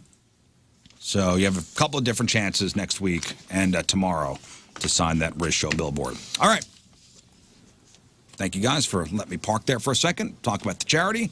And now time to get to work. Yes, Craig's Freak of the Week. Mm-hmm. It's the playoffs. We are in round number 2. So Lern read 2 ads yesterday. Based on your votes, one of these ads, moving on to the Freak of the Year quarterfinals. So was it Crawley Shore or was it Zoo Diamond Phillips? Your winner had 66.9% of your vote, and the runner-up, 33.1% of the vote. And moving on to the Craigslist Freak of the Year quarterfinals. Congratulations to... No, that's not. Oh. Damn it. The tension is building in the studio while Riz finds the proper button. I gotta get the right music on. And the winner is... Congratulations, Crawley Shore. Bugsy, man for woman, 41 years old, Ottawa. I want to bang while we're covered in creepy crawly bugs. You and me and thousands of six-legged partners in the ultimate insect orgy. I started keeping ants in an ant farm in my room as a hobby when I was 9. I would then take them out and play with them and enjoyed the ticklish feeling of the ants crawling on my legs and thighs. By 13 or 14, I had added snails and cockroaches to my collection and was becoming increasingly obsessed with it. I soon began punishing myself while the ants crawled on me. In my mid-teens, I would put honey on my willy and let the ants walk all up on me. By age 35, I was masturbating several times a week while roaches crawled on my thighs and testes and snails crawled all over my nips and willy. Sometimes I would hold a frog against my willy and get off on the squirming as it tried to escape. They have always felt disgusted by this habit, but derived no pleasure from the normal sexual activities. My psychiatrist suggested that the paraphilia developed as an alternative outlet. After my normal sexual expression became associated with the trauma of my mommy punishing me when she found out that I had this sexual fetish. Now that I understand my condition, I have finally embraced it and want to find someone like me who will dive into a kiddie pool filled with ants, roaches, slugs, snails, centipedes, and any other insects. We will have sex while our bodies are enveloped by the sensation of thousands of little legs crawling and slithering all over our skin and into every crack, tickling and biting us as we have mad, passionate sex. I'm open to reptiles like snakes, lizards, and frogs too, if you're into that. All right, that's Crawley Shore. Moving on to the quarterfinals of the Freak of the Year playoffs. They will face the winner of next week's matchup, Catherine Zeta-Jones and Comalisa. Great. So we do say goodbye to Zoo Diamond Phillips. Good run. Bye-bye. But alas, you go into the garbage. And thank you for all your votes. Thank you. Yeah, probably the most important vote you'll make all year long. All right, we got crap on celebrities here in just a second. All right. A little contest for us here in the studio. Okay. I'm going to play you the theme song for a Halloween movie. Oh, good. And you tell me what movie it is. Just shout out the answer if you know it. Oh, so no name? Okay. No, this is for fun. It's just fun. All right. What movie is... Some of these are easy. I got like 5. Like some of these are easy. Some of these are a bit tougher. What movie is this? Adam Smith. Easy. Movie or show? Sounds like the old school one. Yes, I think they still used it for the movie. Loved the show when I was a kid. Did you? Did you like the movies? I did. I thought the movies were great. I dated a girl who looked like Christina Ricci. Really? Right on. They just had a cast reunion, I think, last week. And obviously, Raul Julia is not, who played Gomez, passed away a long time ago. But the kid who played Pugsley, he's all tatted up and... Man. Good for him. He's got a famous sister. Really? Yes. I forget who his sister is. Pugsley's famous sister. Yeah. Elizabeth Warren. Elizabeth Warren. His real-life sister is a huge star. Katie Mythen Lynch. Oh. Huge star. Her. Is that her? Wow. Yeah, but no, she's in something that we would all know. Huh. That name doesn't ring familiar to me, but...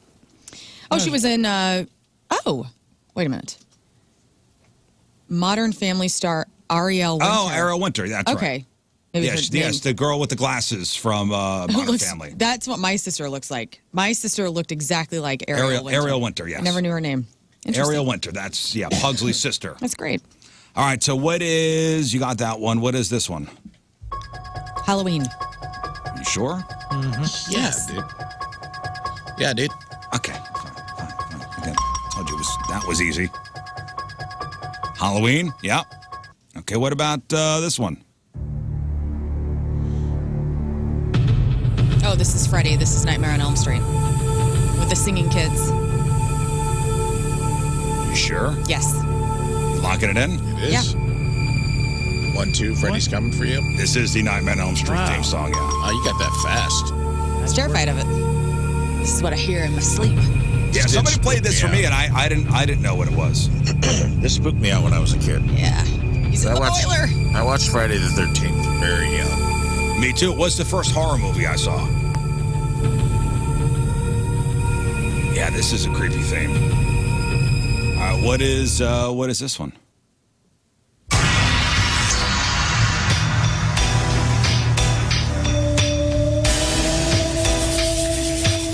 At first it was like, are you afraid of the dark?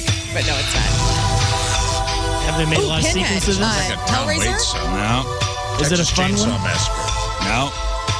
Is this Friday the 13th? No. This is 80s, though. No. Oh, really? Give me a decade. 90s, 2000s. Not Chucky, right? Is it Child's Play? Scream? Scream, yes. Oh, it is? I always thought they I just thought had it was- rock songs and stuff. on Yeah, there. like with his red Dude, it kind of sounds like hand. any moment Phil Collins was about to come in and Out of the felt sewer. like a Phil Collins song to me. No, that's the Scream theme song. Interesting. Again, these are Halloween. So these are not all necessarily horror, but these are Halloween type songs. Okay. Dude, Cottonmouth Kings did Scream 2 soundtrack, and it was sick. The You guys- Cottonmouth Kings. You remember Cottonmouth oh, yeah, Kings? Of course I do. Yeah, Cotton Eye Joe. Dun, dun. Nope, not them. It's a great song. What's this? X-Files. Yeah, X-Files. Yeah, X-Files. And it was a movie, yes. There was an X-Files movie. Oh, yeah. David Duchovny, so hot. And Gillian Anderson.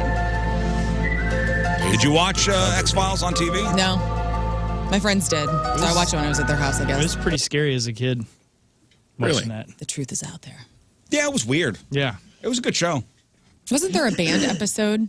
Or one that was, they aired it and then they had, there was a band episode? Like, so it never aired again because Yeah. of controversy? I believe so. I don't know. They got too close to the truth. Yeah, that's it. You want to know a spooky ass song, dude? Friday the 13th, the series, Oh. had a spooky opening and a spooky opening song. And it didn't have anything to do with Jason Voorhees. It was like kind of like The Conjuring. It was like a haunted museum where they'd go out and get all these haunted artifacts that were like spooking people. And what was the one that freaked me out? It would come on 11 o'clock at night. Tales from the Crypt. Tales from the Crypt? Crypt Keeper. No, maybe Tales from the Dark Side.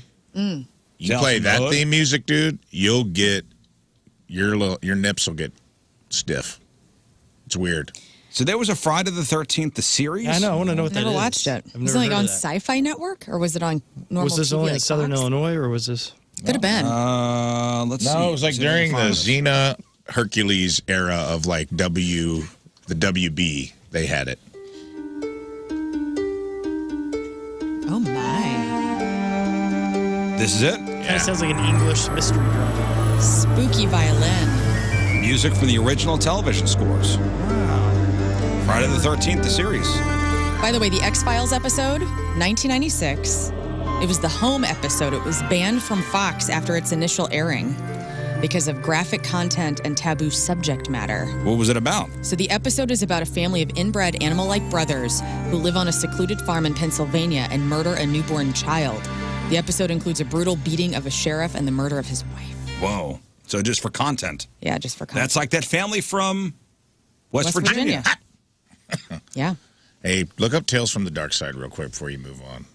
Because this, I know it's going to trigger a memory, at least in one person in this room. You forget about these things that scared you when you were a kid. And the music. This thing was creepy, dude. Tales from the Dark Side theme. I hated the Crypt Keeper from Tales from the Crypt, but slowly I'm going to start looking like him. My hair keeps thinning out, dude.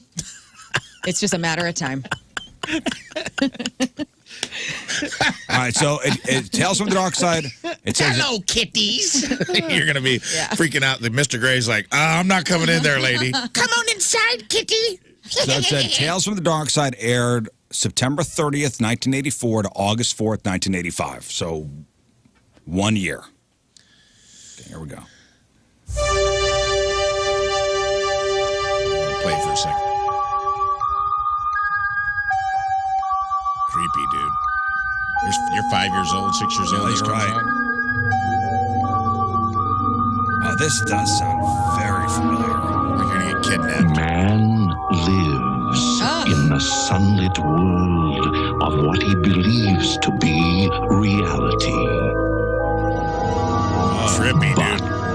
But there is, unseen by most, an underworld. A place that is just as real, but not as brightly lit. I've never watched A dark side. Dark side. 6 years old, that guy starts whispering about the underworld to you. It's 11 o'clock at night, and you're way past your bedtime. That's crazy. The dark side. It freaked me out when I was a kid. I was spooked. That's pretty awesome. Riz, I sent you Are You Afraid of the Dark? Can you just play that? Because dude, being a SNCC kid, Are You Afraid of the Dark was the That was best. a fun series. Let's see here. That was a fun series. Are you scared of the dark? So this was for kids. Yeah, this is for kids, but dude, like was Ryan kinda Gosling spook. was in an episode. Okay, let's see. The Gaz. Ever heard of them? Oh, I heard of them.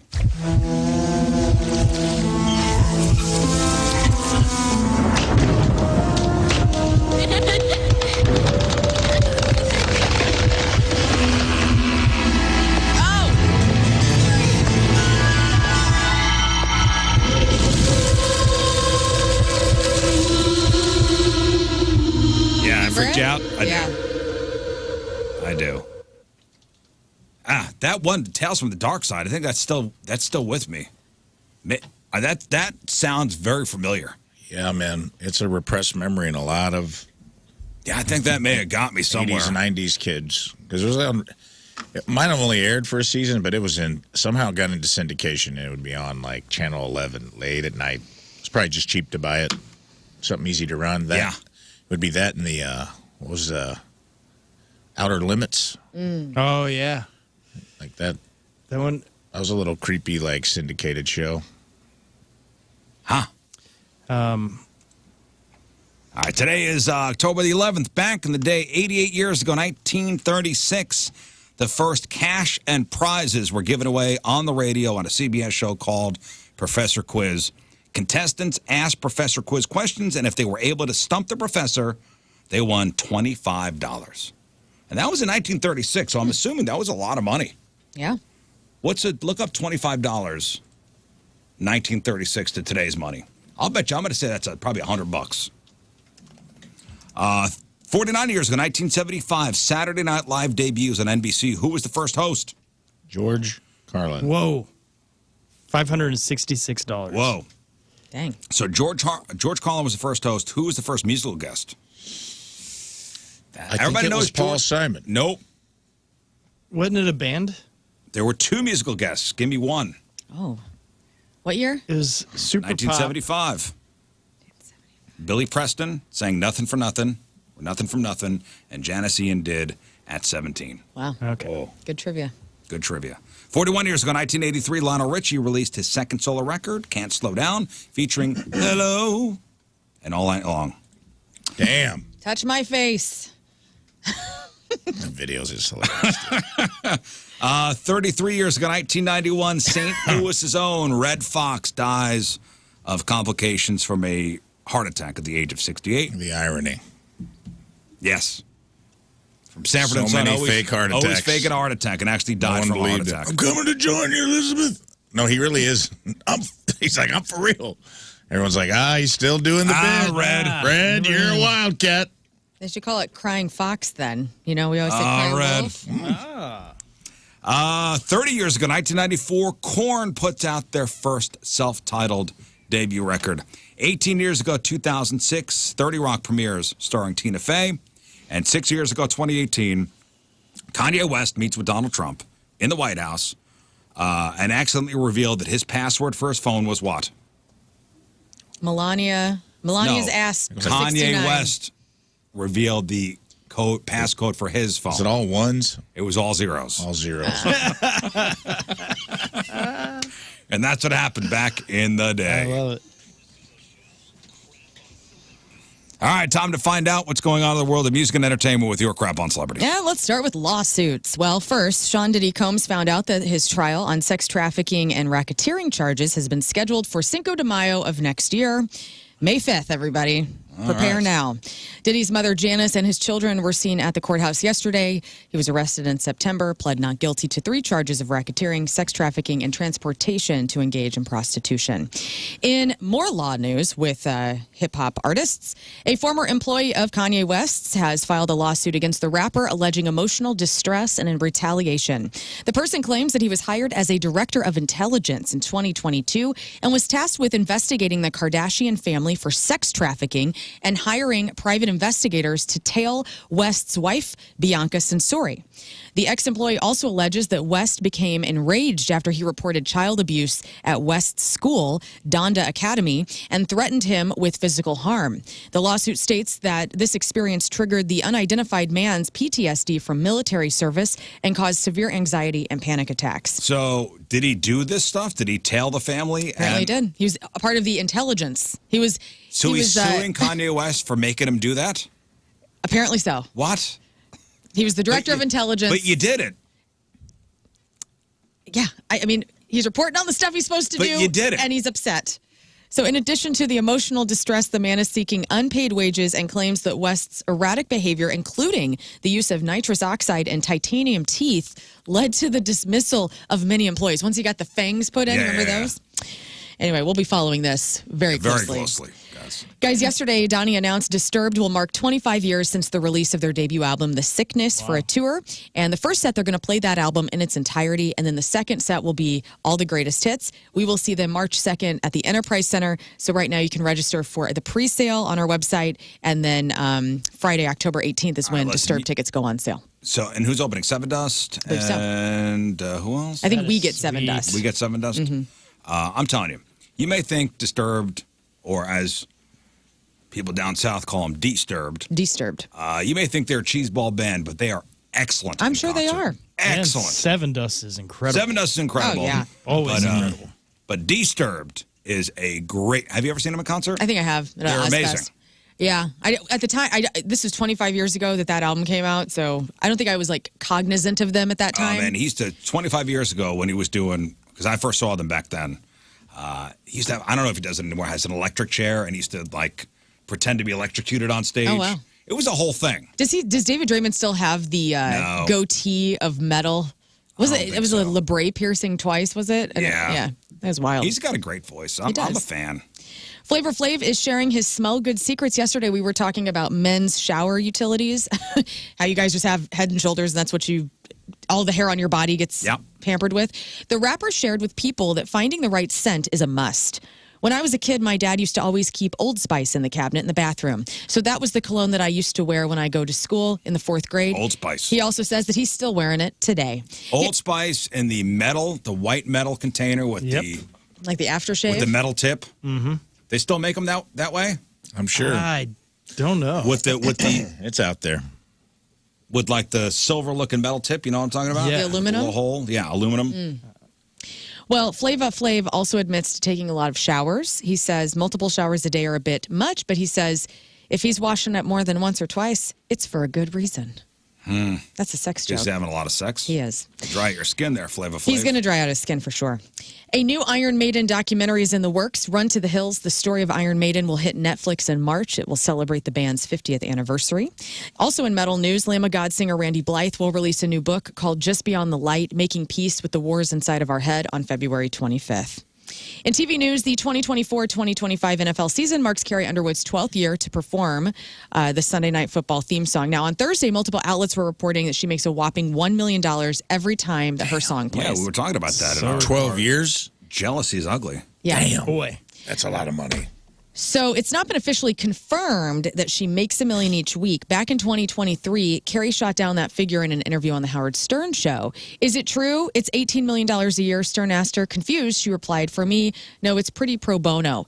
Not to say she wouldn't mind making that kind of cash. She says, no, I wish. That'd be great. That'd be awesome. Get out of here. She's not doing it for free. So she's making some. 0% chance she's doing it for She's free. not doing it pro bono, my ass. Maybe she did it at first pro bono. Mm-hmm. Or has a deal. Not anymore. Not anymore.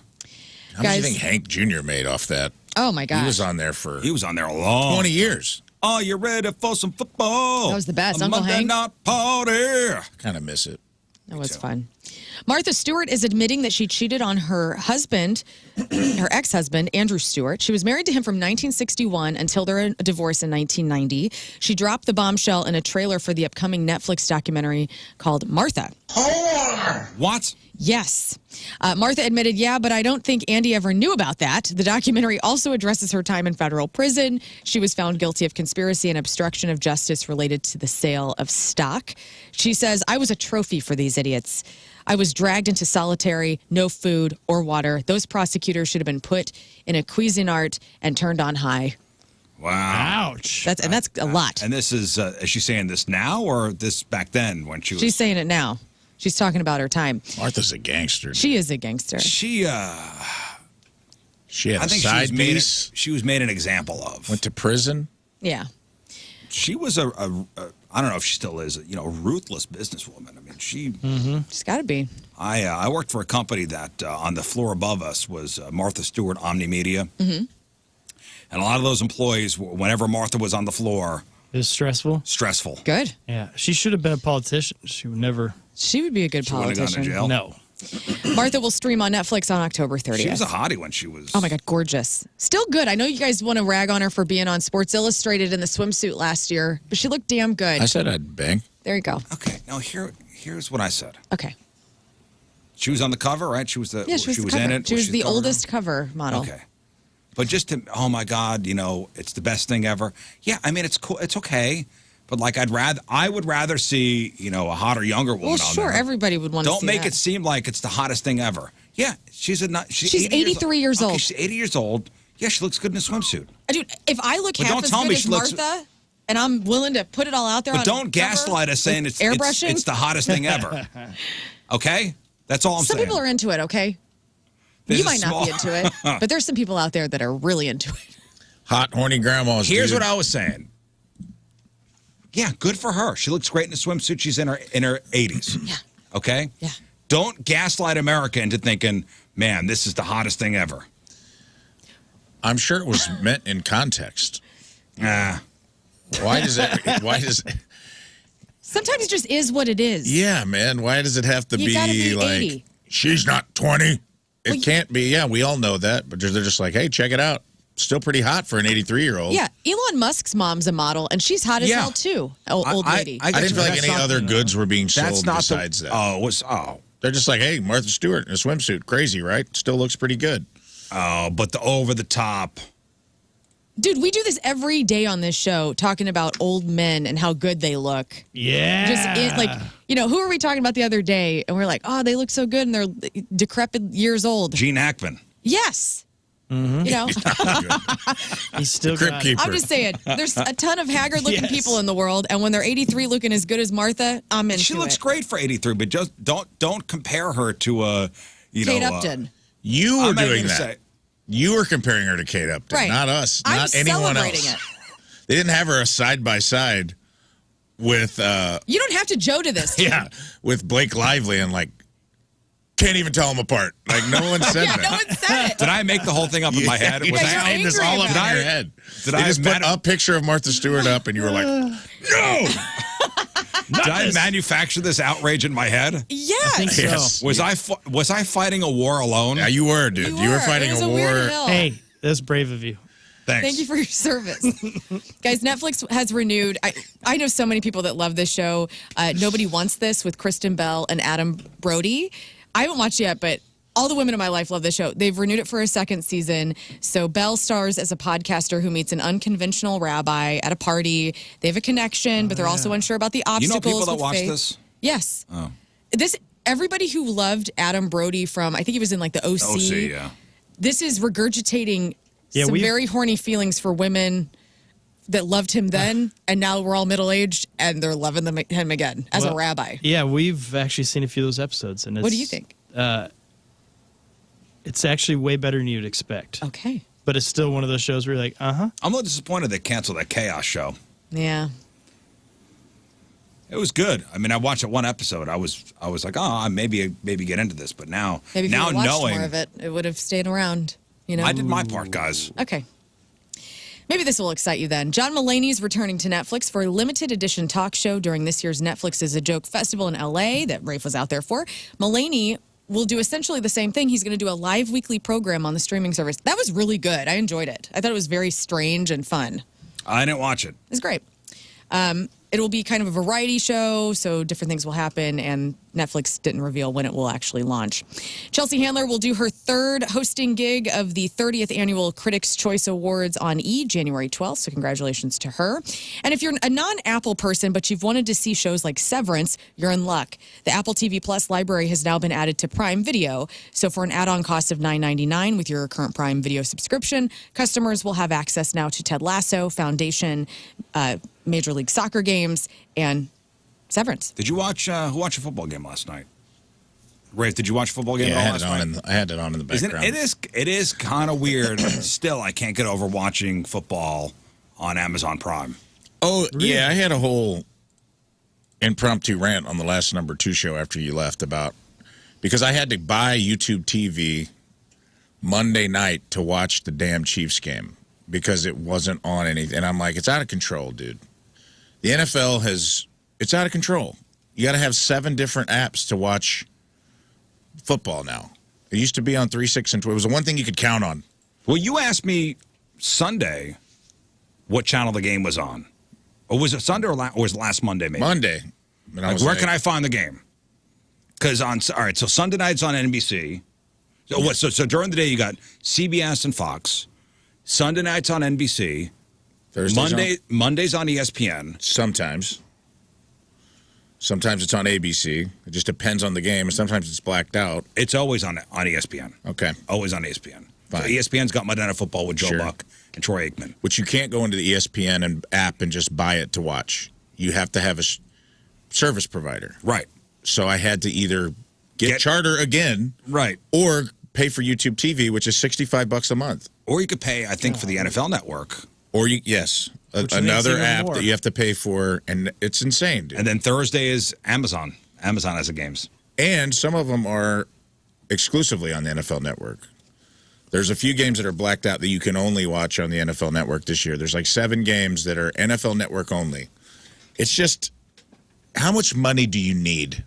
You know, at some point at need the all of NFL, it. and I'm like, Give your me all fan of it. base is like blue collar people. Like, let them watch the damn game. It's out of control, man. It is. Riz, I thought of you when this news broke. We're moving into movies. It seems insane that it's taken this long, but guys, we are finally getting a live-action Voltron movie. Oh. And it will star none other than Superman's Henry Cavill. Okay. I saw this. Mixed feelings. Go. So why? How are they going to pull this off? What do you mean? What do you mean? How they gonna- Transformers? Not every Transformers movie is good. Oh. You're worried about the robot time? I'm worried about the robot time. Okay, Voltron was an 80s cartoon from Japan about 5 people who piloted robot lions, which could join together to form gigantic humanoid mega robot called Voltron, to fight evil. You're worried about this? Yeah. You don't think they're going to be able to pull it off? I hope they can. Well, what was the one? The movies weren't that great, but the CGI was awesome on. You talking like Pacific Rim? Yeah, the Pacific Rim movies. Oh, those that's were basically great. the same. It's Yeah. kaijus. It's the same. Those were good. Yeah, those were good. Okay. I Yeah, think this they're will going to be be great. good. Okay. man. I think if they get the right actors, it's going to be good. And they got who? Henry Cavill? Yes, hot-ass Henry Cavill. I like Henry Cavill. He's Voltron. I like him. This is exciting. Okay. I should be happy about something I'm on happy. Friday. Okay. And finally, if you're a fan of horror movies, then you know all about the final girl. She's the woman who survives the killer and usually kills him or her. So people over at ranker.com, they voted for their favorite final girl. Like, I'm going to give you, like, Laurie Strode is number 1 from Halloween. She kills Michael every movie. That's Jamie Lee Curtis. Okay, but Nev Campbell. Nev Campbell is number 2. She plays Sidney Prescott from Scream. What's the actual category here? It's final girls. So the women who kill the killers in horror movies. The chick from Friday the 13th. Not Friday the 13th, Nightmare on Elm Street. Nightmare on Elm Street. Nancy Thompson, Nancy. played by Heather Langenkamp. Yes. Very good. Number 5. Missing 3 and 4. I know what you did One of last my files. summer. Jennifer Boobs Hewitt. Jennifer Boobs Hewitt is not on the list, unfortunately. Jennifer Love, huge ties. Yes. Is Some of these you're not going to get because I Phoebe don't Cates know them. from Gremlins? No.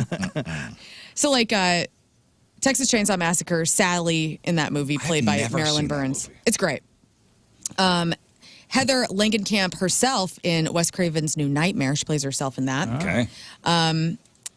Erin Hansen from You're Next, played by Sharni Vinson, is number 8. I don't know that movie. Maddie Young from the movie Hush, played by Kate Siegel.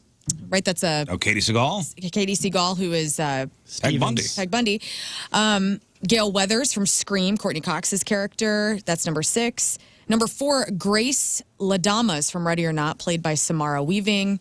And number 3 is Ellie Ripley from Alien, played by Sigourney Weaver. that should have. What was that? Was 3? 3. Oh yeah, that's all right. Yeah. But number 1, of course, is Jamie Lee Curtis from Halloween. All right, celebrities celebrating birthdays this weekend. Caleb McLaughlin. He is Lucas from Stranger Things. He is 23. Donald Trump's daughter with Marla Maples, Tiffany Trump, is 31. She's pregnant. Oh, yeah, I saw that this morning. How'd that happen? Well, Scott, I'll explain. Draw him a picture. I will. Cardi B is 32. Josh Hutcherson. Oh, yes. He is who? He's from Hunger Games. Peeta in the Hunger Games, and more importantly, the bad guy in The Beekeeper. Yep, he's great. That's so good. He is 32. Ashanti. Nellie's wife. Nellie's wife. Baby and mama. just had the kid, right? Yes. She is 44. Kirk Cameron, Mike Seaver from Growing Pains, is 54. Nancy Kerrigan, Tanya Harding's whoop-ass victim. She is 55. Hugh Jackman is 56. Joan Cusack. Sheila from Shameless, former SNL cast member, the voice of Jessie in Toy Story. Joan Cusack is 62. Also 62 this weekend, Jerry Rice, NFL legend and undisputed best wide receiver in history. Steve Young, his quarterback, retired 49ers quarterback, is 63. Daryl Hall from Hall & Oates is 78. Paul Simon, lost in the shadow of Art Garfunkel, is 83. And a St. Louis legend, even though he's not from here. Yesterday was... I'll tell you all about it. David Lee Roth's birthday. Today is the birthday, Sammy Hagar. Of course. Or at least this weekend. Yeah, it's Her 13th. best birthday. Is it today or It's is the it this 13th. weekend? This weekend. This weekend. He's celebrating his birthday today, I think. Yeah. Sammy Hagar is how old? Oh, that's a great 70, show me, 76. So David Lee Roth turned 70 yesterday. Yeah. Sammy Hagar turns how old this weekend? I'm saying 76. 76. Oh, give me 72. 72. 77. 77. One of you was exactly right. Boom, thank you. Oh, no. Congratulations to Rafe Williams. How do you know Hagar this? turns Are you becoming a redhead? Know thy enemy. 77 this thy weekend. enemy. You love him. I knew it. Is his birthday today? No. It's the 13th. The 13th. Yeah. Lie. That Oh, you explains worked that for Casey tattoo. for a long time. Yeah, it's 13. Today's porno birthday, which is being brought to you by Patricia's, where fun and fantasy meet, is Tiffany Brooks. And today's birthday girl has been in 244 fine films, including Any Way You Want It, Boobs and Brews, Breaking In Some Rookie Nookie, Extreme Asses 17, Hogtied Honeys, The Malibu Massage Parlor 2, Pervs on Patrol, Pros versus Hoes, and Who Can Forget a Roll? In 2020's Texas Bukkake 2, It's Never Enough. Oh, man. Oscar worthy. Tiffany Brooks is 38 years old. It's porno birthday. Those are your crappy birthdays, and that was your crap on celebrities. Dude, we were talking about it yesterday. Yeah. Well, it's weird that David Lee Roth is younger, but you're saying like Sammy looks healthier. It's because he's we're like talking off the air. Yeah. But it's an interesting thing. I started thinking about it, and I was like, it's like because David Lee Roth is kind of he's 0%, but he's in great shape. Great shape. Guy's taking good care of himself, but he is kind of aging into his Crypt Keeper phase. Sammy Hagar. And Sammy's just like a little plump. He's almost 80 years old. Like, yeah, but he's just pickled, man. Cabo Wabo. I think it's something about that extra layer of like just a little chunky monkey Sammy that's just keeps his cheeks rosy red. I don't trust him. I don't trust him. You don't trust him? Mm-mm. I don't know. Apparently that tour this summer was incredibly successful. Yeah. He did get winded earlier this week, though. He left the stage after, like, normally they rock out for like 2 hours. He left the stage early? He left the stage early. Oh, People were dogging on him. Dogging? The guy's almost 80 years old. I know. All right, we'll take a break. We'll come back with Rafe Williams and this week's E-Memoriam. Yes. 7:54 Friday, traffic and weather. Lern coming at you. And it's brought to you by Golden Oak Lending. Do you need extra cash? Golden Oak Lending can convert your home's equity into cash in as little as 14 days. Let Golden Oak Lending cure your blues. Minor crash was cleared. It was at a work zone at northbound 55 north of Bayless, but that is over. Southbound 270 at Gravois, we have a stalled vehicle there. The right shoulder is blocked. 84 and sunny today, 51 overnight. Right now 52. It's 7:54.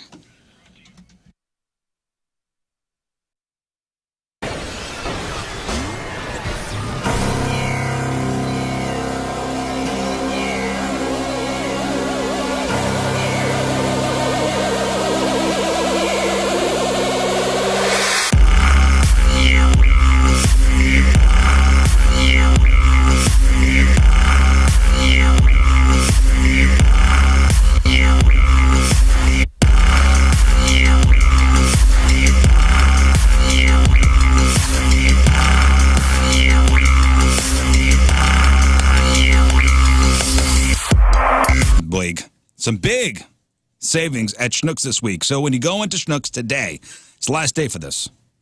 There are some special sales with major money off some items that you love. Amazing discounts you don't see every day, but when you hear these deals, you're going to know what I mean as far as special goes. Certified Angus beef T-bone steak value pack, $8.99 a pound. Choose from Fuji, Gala, Granny Smith, or Red Delicious apples, just 99 cents a pound. Sweet potatoes, 99 cents a pound. Hostess multi-pack snacks, $1.99. Certified Angus beef porterhouse steak value pack, $9.99 a pound. Schnucks, your neighborhood grocer, always trying to save you money. And you know how great the rewards program is, but have you downloaded that rewards app yet? Now look for those personal double points day coupons. Once you clip it, you can use it to get double the points back on your entire Schnucks purchase. So instead of your usual 2% back, you're getting 4% back in Schnucks rewards to use on a whenever purchase. You don't have to use it right away. Just get that app. It's an in-app coupon. So it's going to periodically pop up, so you got to keep checking.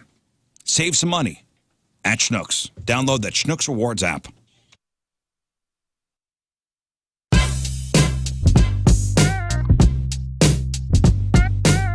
By the one and the only Brent Smith of Shinedown. I forgot how that song goes. All I heard was ding, ding, ding, ding, ding, ding, ding, ding, ding, ding. I'm like, what are the actual words? I don't think anybody actually knows. Is that Girls? Yes. It is? Yeah. There we go. That is some 80s. You know what? We That got is to bring it back hardcore. for the weekends, right? Okay. The holiday weekends. So we got Brent Smith, Shinedown. It's a Point Big Summer show. Couldn't be more excited to have you guys, Jelly Roll, back in St. Louis. Yep. And John Harvey for the first time. And John Harvey. It's going to be insane. So this is the Planet Zero World Tour. It and, is. You know, I'm not supposed to play favorites, but I'm a little obsessed with the album. Cool.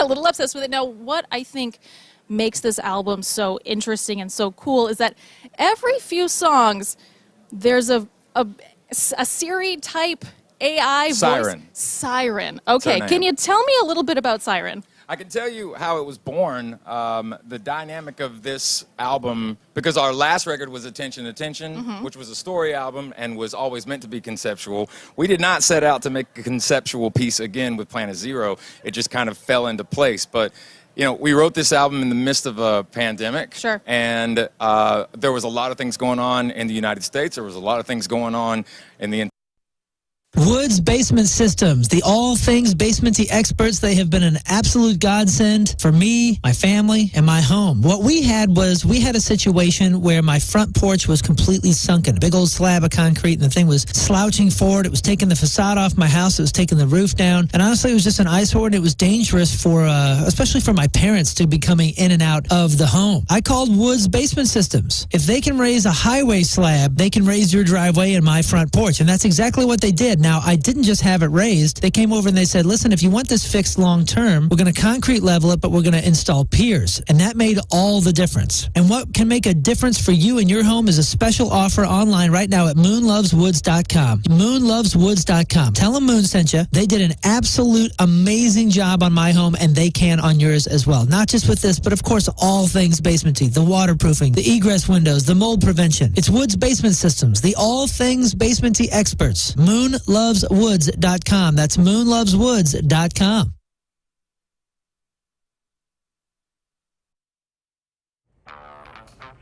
Oh, hey, just sitting here checking out all my awards. You know, there are many ways to reach us in the Point Studio. You could call us, you could social media us, I think you could even fax us. But there's a new way. It's called Mic Drop. Yes, download the Point app, click the Mic Drop feature, talk into your phone, and your message goes right to us. Look, I just got one from Jeff Burton. Hey, Riz, great show today. I'll see you tomorrow. All right, I f***ing read this stupid f***ing thing that head told me to read. That's right, the new Mic Drop feature. Download the Point app. Is this thing f***ing recording still?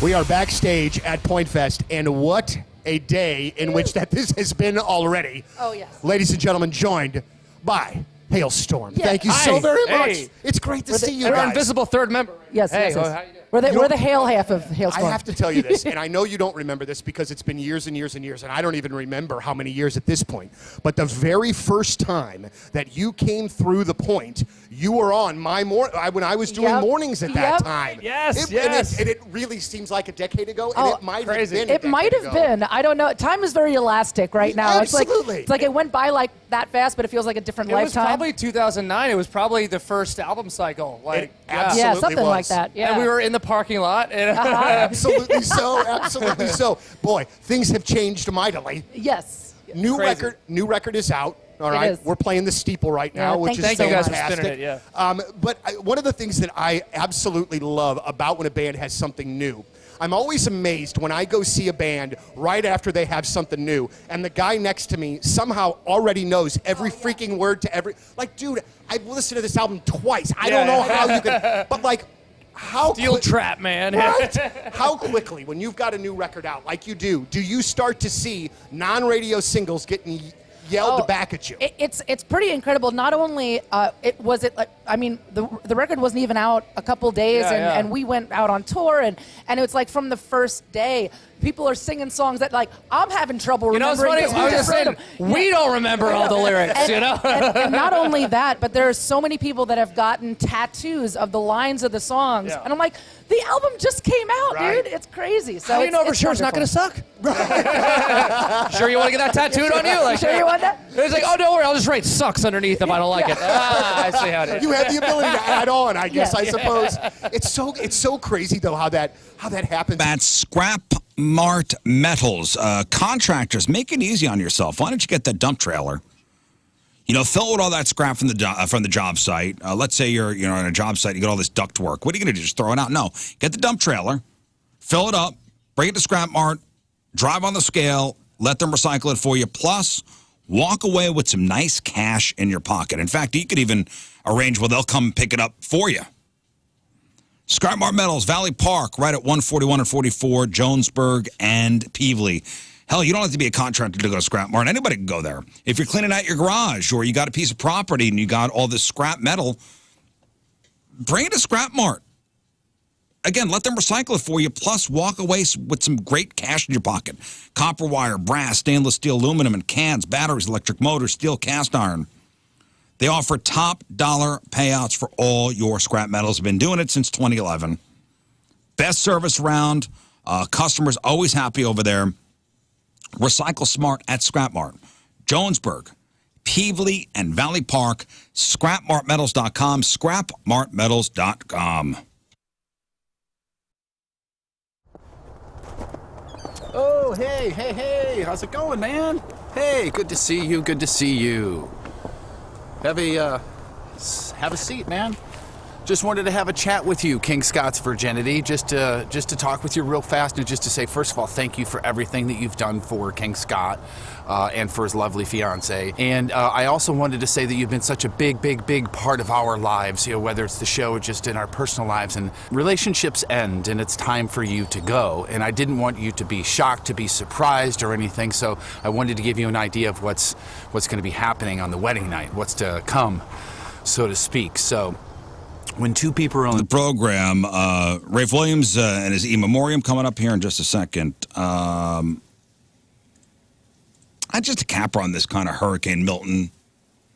Listen, I'm sure they're going to be going through cleanup for a long time down there in Florida. But as far as a capper for news stories of this week for this here radio program, Tropicana Fields roof got shredded. You guys see the pictures of that? I did. It's where the Tampa Bay Rays play. It will not affect any games because they didn't make the playoffs. Sorry to pile on Tampa. But it was supposed to be a hurricane relief hub with cots on the field, but those plans got scrapped because they were worried the roof would not hold. And it is shredded. Yep. Ouch. That's the first thing I thought of. I thought people were going to go there. They were going to. I'm glad they didn't.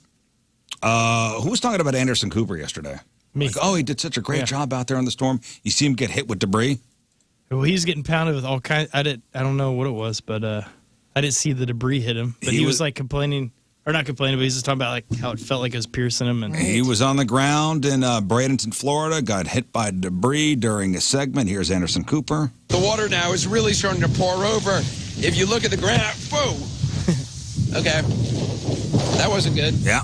Hit in the face with debris. Did he get hurt from it? He's fine. Oh. All right. Let me see here. A bunch of people kept their sense of humor while boarding up their windows. They referenced the character Milton from Office Space and spray-painted notes like, Milton, we don't have your stapler.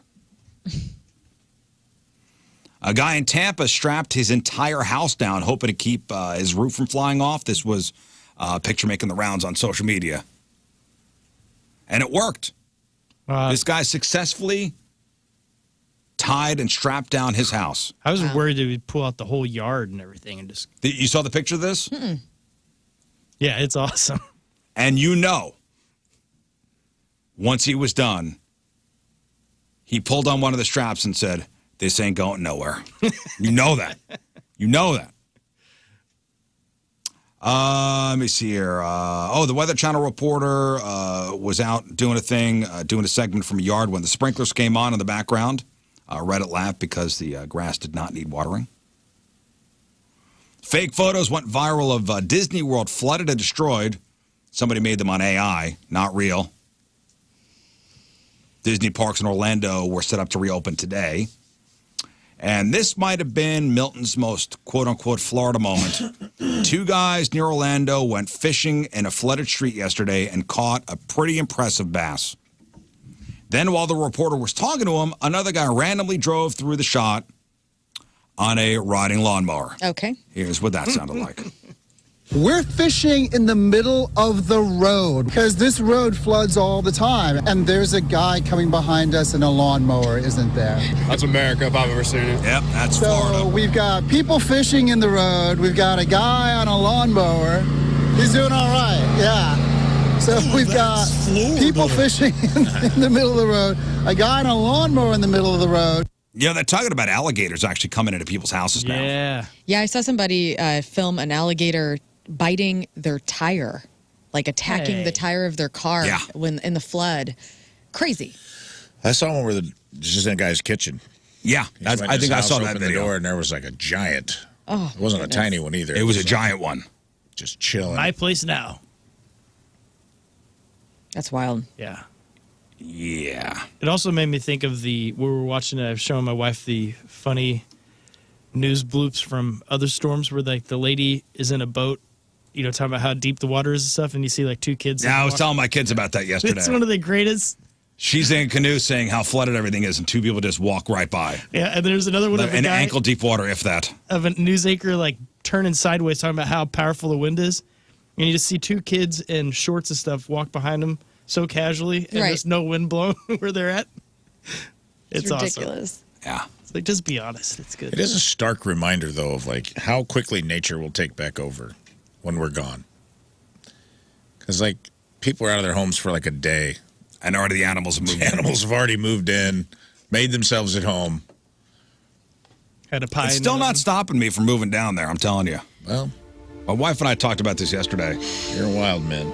I like it. On Godspeed, Rizzuto family. Thank you. Godspeed, Scott Rizzuto. Thank you. All right, ladies and gentlemen, it's time for Rafe Williams in this week's E-Memoriam.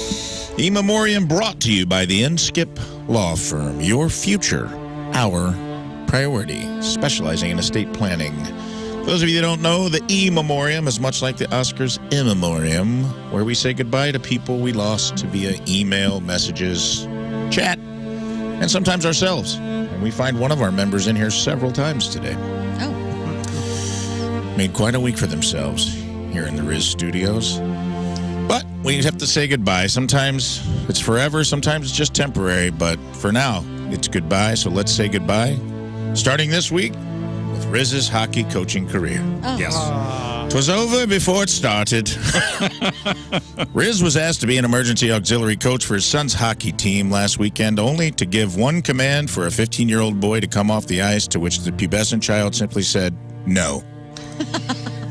Thus ending the glorious tenure of Coach Riz.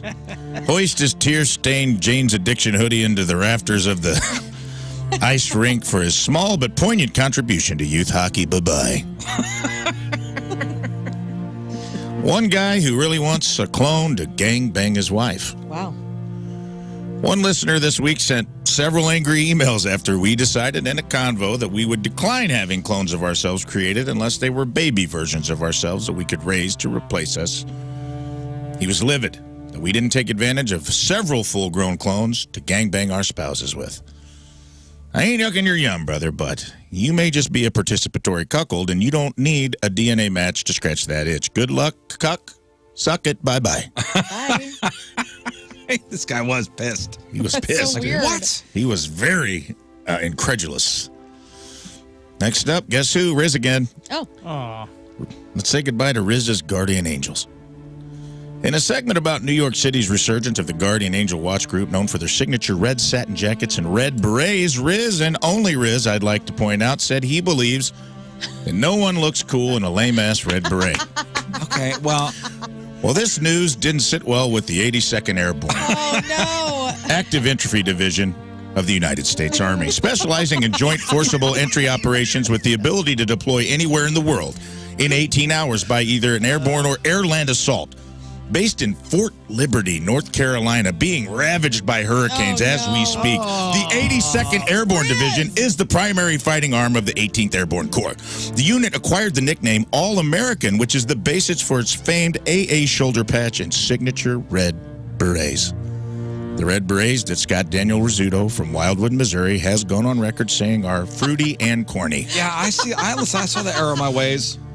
The same dorky and lame red berets that Scott Rizzuto and only Scott Rizzuto hates were also worn by the United States Air Force Pararescue Special Ops Group. One of the most highly trained Special Forces units not only in the United States military, but the world, let alone. These rough and tough commandos and their little sissy berets specialize in jumping out of planes deep behind enemy lines to rescue downed fighter pilots from extremely hostile enemy environments. I may have been wrong. Okay. And the cheese ball red beret they wear is to symbolize the blood sacrificed by fellow pararescuemen and their devotion to duty by aiding others in distress, even at their own peril. Am I allowed to take it back? Which is part of the creed, maybe when I'm done. But, which is part of the creed oath that they take and proudly display as a portion of their unit crest, which contains the phrase, so that others may live. So that others may live. And the other symbol displayed on the crest of this elite stealth fighting unit, you guessed it, a guardian angel. Oh, no. So again, to quickly recap, Only Scott Daniel Rizzuto, employed here at Hubbard Radio, 1167 Olive Boulevard, St. Louis, Missouri, 63141, assumes that the 82nd Airborne and the U.S. Special Forces Pararescue win most of their battles in some of the most hostile combat environments on the planet because the enemy is so busy laughing at your little French schoolgirl head covers that they feel sorry for you and forget to fight. Well, you got to say bye-bye to me. So, to Scott Daniel Rizzuto, lock your doors. And hide your wife. Hide your wife. Yeah, they'll figure out a way Because they're to coming get after in. you. Bye-bye. I may have been wrong. Okay. Wow. You were thinking French. We got to recant. Our first ever E Memoriam recanting. That's really impressive. My apologies to not just the 82nd Airborne, the Guardian Angels, and the Green Berets. Hey, you don't forget. Yes. Anybody who wears beret. Raspberry beret. Raspberry beret. I think next week you should have to wear a beret every day of the week on this show. Buy me a Just beret, saying. I'll wear it. Okay. I'm sorry. Bye-bye. Bye-bye. R.I.P. Speaking of sorry, men's all-in-one bath products. Fellas, it's time. We talked about it yesterday. Maybe part of male adulthood can be moving on from shampoo, conditioner, ball scrub, body wash, face cleanser with the special ass-crack dingleberry defense. You use more ingredients to wash your car than your own ass and somehow don't see that as problematic. I know you think if you have more than one bottle of liquid in your shower, it may lead to you buying a loofah sponge that exfoliates your dead skin cells, thus and thereby turning you gay as hell, but I promise it won't. You will just be clean and have healthier hair and skin because you're not greasing up in low-grade kerosene Can you every time you rinse assure us off. of that? I can assure you of that. Have you seen this man's skin? I assure you it is better than whatever lube you have in your shower. And when sexy time comes around, you won't have to look like a DJ with the world's smallest turntable while you attack your nether regions and genitals with the dude wipe. And your lady friend won't have to develop the breath control of a deep-sea freediver to go down there. Oh. Trust me that I tell you, it is a win for everybody. Now, I know this has your head spinning right now, fellas. And you're thinking to yourself, but Rafe, does this mean I have to own more than one towel? Well, I don't want to pile too much on you, so baby steps, guys. But for now, just buy a second bottle. Bye-bye. Honorable mention for time to all our Tetris players out there. Plenty of coverage on the show this week. Riz thinks you're dorks for watching it on Twitch. You pointed out his hypocrisy that he likes to watch cooking shows, football, all sorts of other things. So perhaps he'll recant on that too, but I doubt it. He doubled down on the email section. I'm dug in on that one. All right, he's dug in, so bye-bye, Tetris boys. And finally, I hate to say goodbye to this one, man. This one really hurts. But it's our outlaw country testosterone clinic. During a segment discussing that the title track song by the 80s country supergroup, The Highwaymen, could be the catalyst for you to keep driving past your exit, abandon your entire family, and start a new life in the Arizona desert. We played the song for Riz for the first time, and his testosterone spiked by 481 points. Now, this natural phenomenon was incredible. It was incredible to witness, really. And this natural phenomenon led to the idea for a new men's testosterone therapy clinic called Highway Mentality. Where in the absence of any medicine or treatment, we simply lock a man in a saltwater float deprivation chamber shaped like an El Camino and play Willie Whalen, Christofferson, and Cash until the body naturally produces the testosterone levels somewhere between a bull shark and a male African elephant in heat. Turns out this was an ill-conceived jaunt into the world of healthcare for us.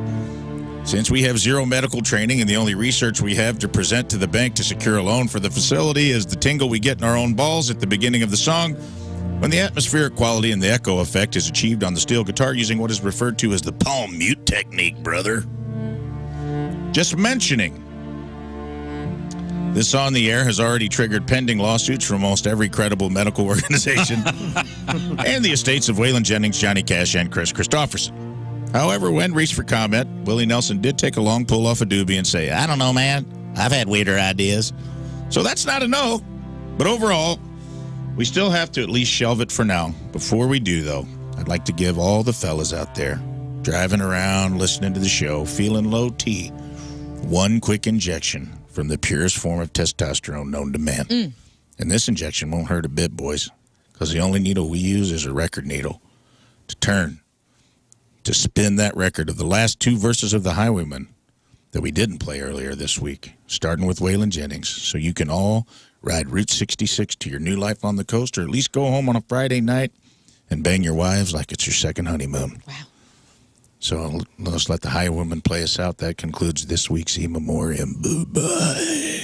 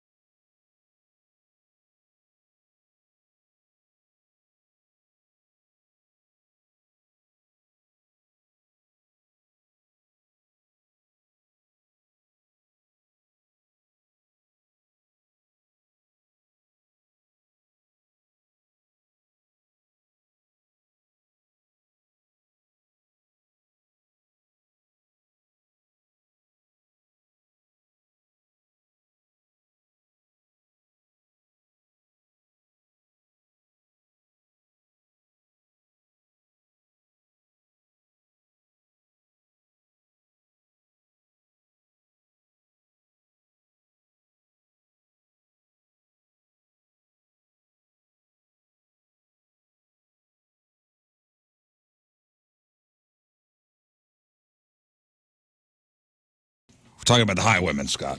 Also, rest in peace to Uncle Bill's. That was one we lost this Uncle week. Bill. About that last week. Yeah. Oh, was it last week? No, it officially closed Monday. I put in the In Memoriam last week. Okay. But yes. We already said our goodbyes. But RIP, it did officially close Tuesday. You are correct. All right. All right, listen, we'll take a break. We'll come back, and we got this week's Friday Fail Stories. Trevor Wilson from Letterkenny will be here at 9 o'clock. It's 8:20. It's Friday. Traffic and weather. Lern coming at you. And it's brought to you by Golden Oak Lending. Do you need extra cash? Golden Oak Lending can convert your home's equity into cash in as little as 14 days. Let Golden Oak Lending cure your blues. EMS on the scene with an accident at Page and Woodson. Other than that, pretty normal. 85 and sunny today. 51 is the overnight low. And right now it's 53 at 8:20.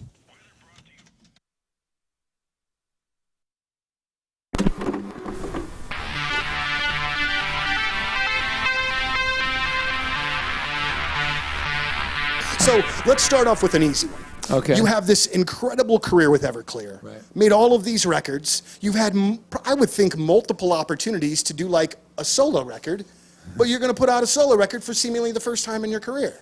For not seemingly the first time. The first time in your career. Why now? Well, I mean, you know as well as I do that Everclear has been my baby from the beginning. Yeah. It's my thing. So as far as doing a rock band situation, I never felt really a need to do a solo record. I tried to do one once, and it turned into an Everclear record. And I wanted this to be different. I wanted this to be just me playing everything. Mm-hmm. So it's mostly acoustic guitar, acoustic bass, some keyboards, some drums, not drums on every song. I sing all the vocals. I play all the instruments. October is the best time to buy new windows. Did you know that most of your home's cold AC this summer leaked out through your old windows? Well, nicer weather is here, and it's a great time to replace those old inefficient windows with energy-efficient ones from Window Nation. Window Nation. WindowNation.com. All they do are windows. They are window experts. They installed over 200,000 windows just last year. That's 40 times more than the average window company. And they have 33,000 plus 5-star reviews reviews on Google, including one from my mother-in-law who raves about her entire experience with Window Nation. October is the best time to buy new windows. And right now, you buy 2 windows, you get 2 free with Window Nation. Plus, no down payment, no interest, and no payments for 24 months. Take advantage of this incredible offer. Now is the time. Tell them Moon sent you when you call Window Nation at 866-90Nation or get a free no-obligation quote through the website windownation.com. That's windownation.com.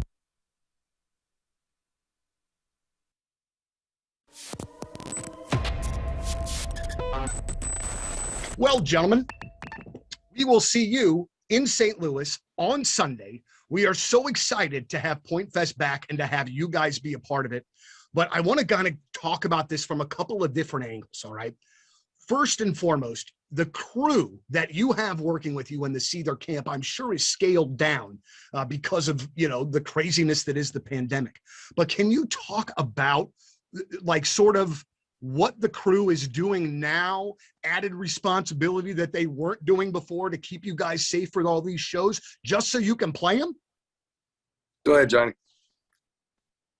Actually, for us, our little world, obviously, venues will have different rules, mask mandates backstage. Our crew, we still have a full crew. We have our regular setup, our techs and front of house. So it's such a healthy thing and a great thing to be playing shows again, man. This time last year, we never, we didn't know what was going to happen. And here we are doing shows again. And the first one was almost like a spiritual experience. It was a show in Ohio. And it was just so great to be on stage, playing music, being a band and doing what we do, man. I missed it so much. So yeah, it's a great thing. I've talked to a couple of folks, like myself, that are in the industry, and we're very lucky to be able to go to a lot of shows, but sometimes, unfortunately, in the job, sometimes there's burnout that creeps in, even for going to concerts. And I guess it was a couple of months into the pandemic, I was like, I don't know how I'm going to get through this without more live music, because it had been the longest that I'd been since I was like 15, since I had been to a show. And when I finally got back to a show, oh God, that, like just everything about it. I had a beer in the hand. It was loud. There was thousands. It was just so great. But I would assume a pretty almost emotional experience for you guys getting back after it.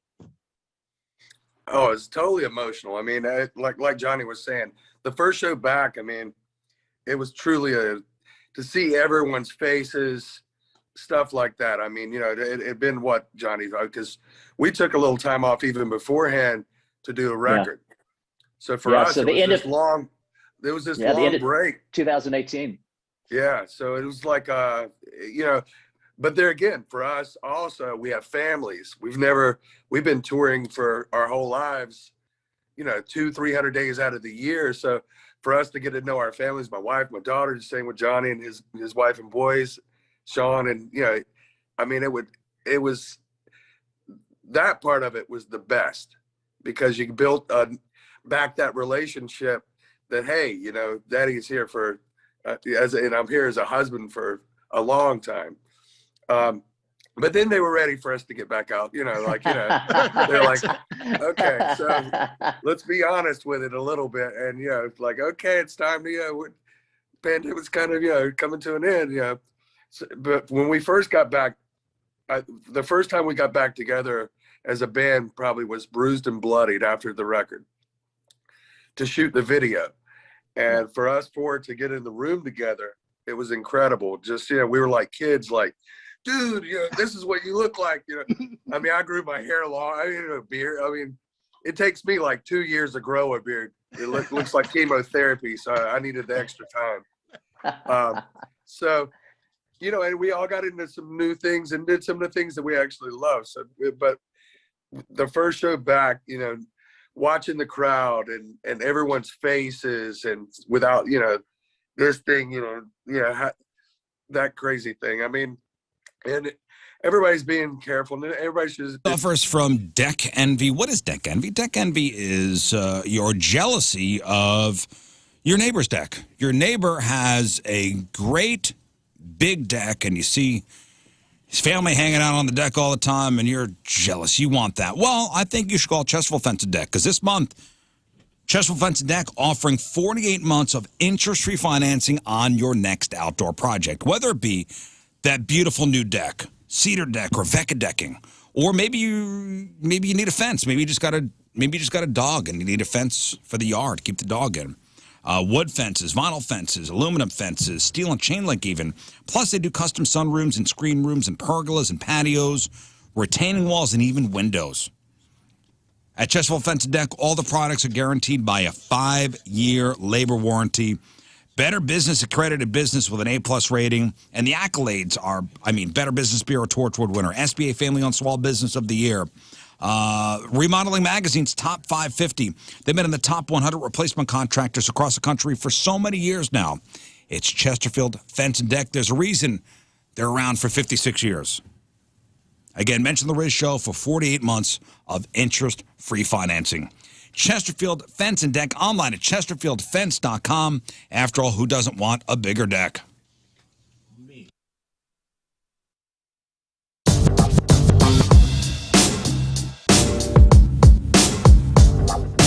All right, backstage at Point Fest, and for the first time playing our fantastic festival, a rock and roll band that we have come to like quite a bit in the last 6 to 9 months.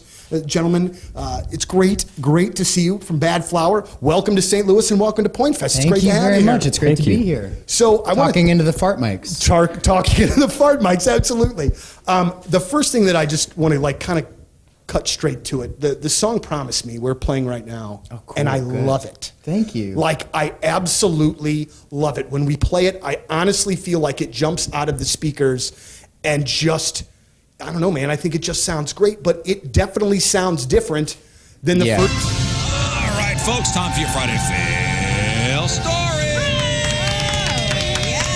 All right, so all these people thought they had the perfect plan, but man, somewhere along the line, that perfect plan went sideways. And it became an Uber, an ultra, dare I say it, Don't, please. mega.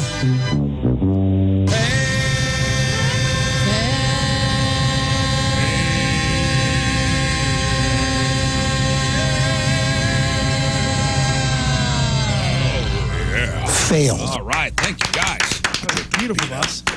And your Friday Fail Stories are sponsored by... They are sponsored by Mort's Royce, where you get the jewels and not the shaft. Thank you. We'll start with this. If this is art, then every NFL fan's coffee table was like a museum the other day. An employee at a museum in Netherlands threw out 2 empty beer cans that were actually priceless pieces of modern art. So the hand-painted cans were made to look like 2 empty beer cans somebody carelessly left behind. And they really do look like that. They're part of a larger collection of cans titled All the Good Times We Spent Together. The museum's elevator is all glass, and they were sitting on top of a glass ceiling. An elevator repairman didn't realize this is part of the exhibition, and he thought somebody just left them there, so he tossed them in the trash. The museum's curator noticed the missing. Luckily, the trash hadn't been sent to the dump yet, so they were able to root through all the garbage and find the cans and clean them up. They say the museum bears no ill will towards the worker who was just doing his job in good faith. The museum director said that, in a way, it's a testament to the effectiveness of the artist's work. But failed. God. Modern art. It's the coolest. I don't get it. It's really cool. I don't get it.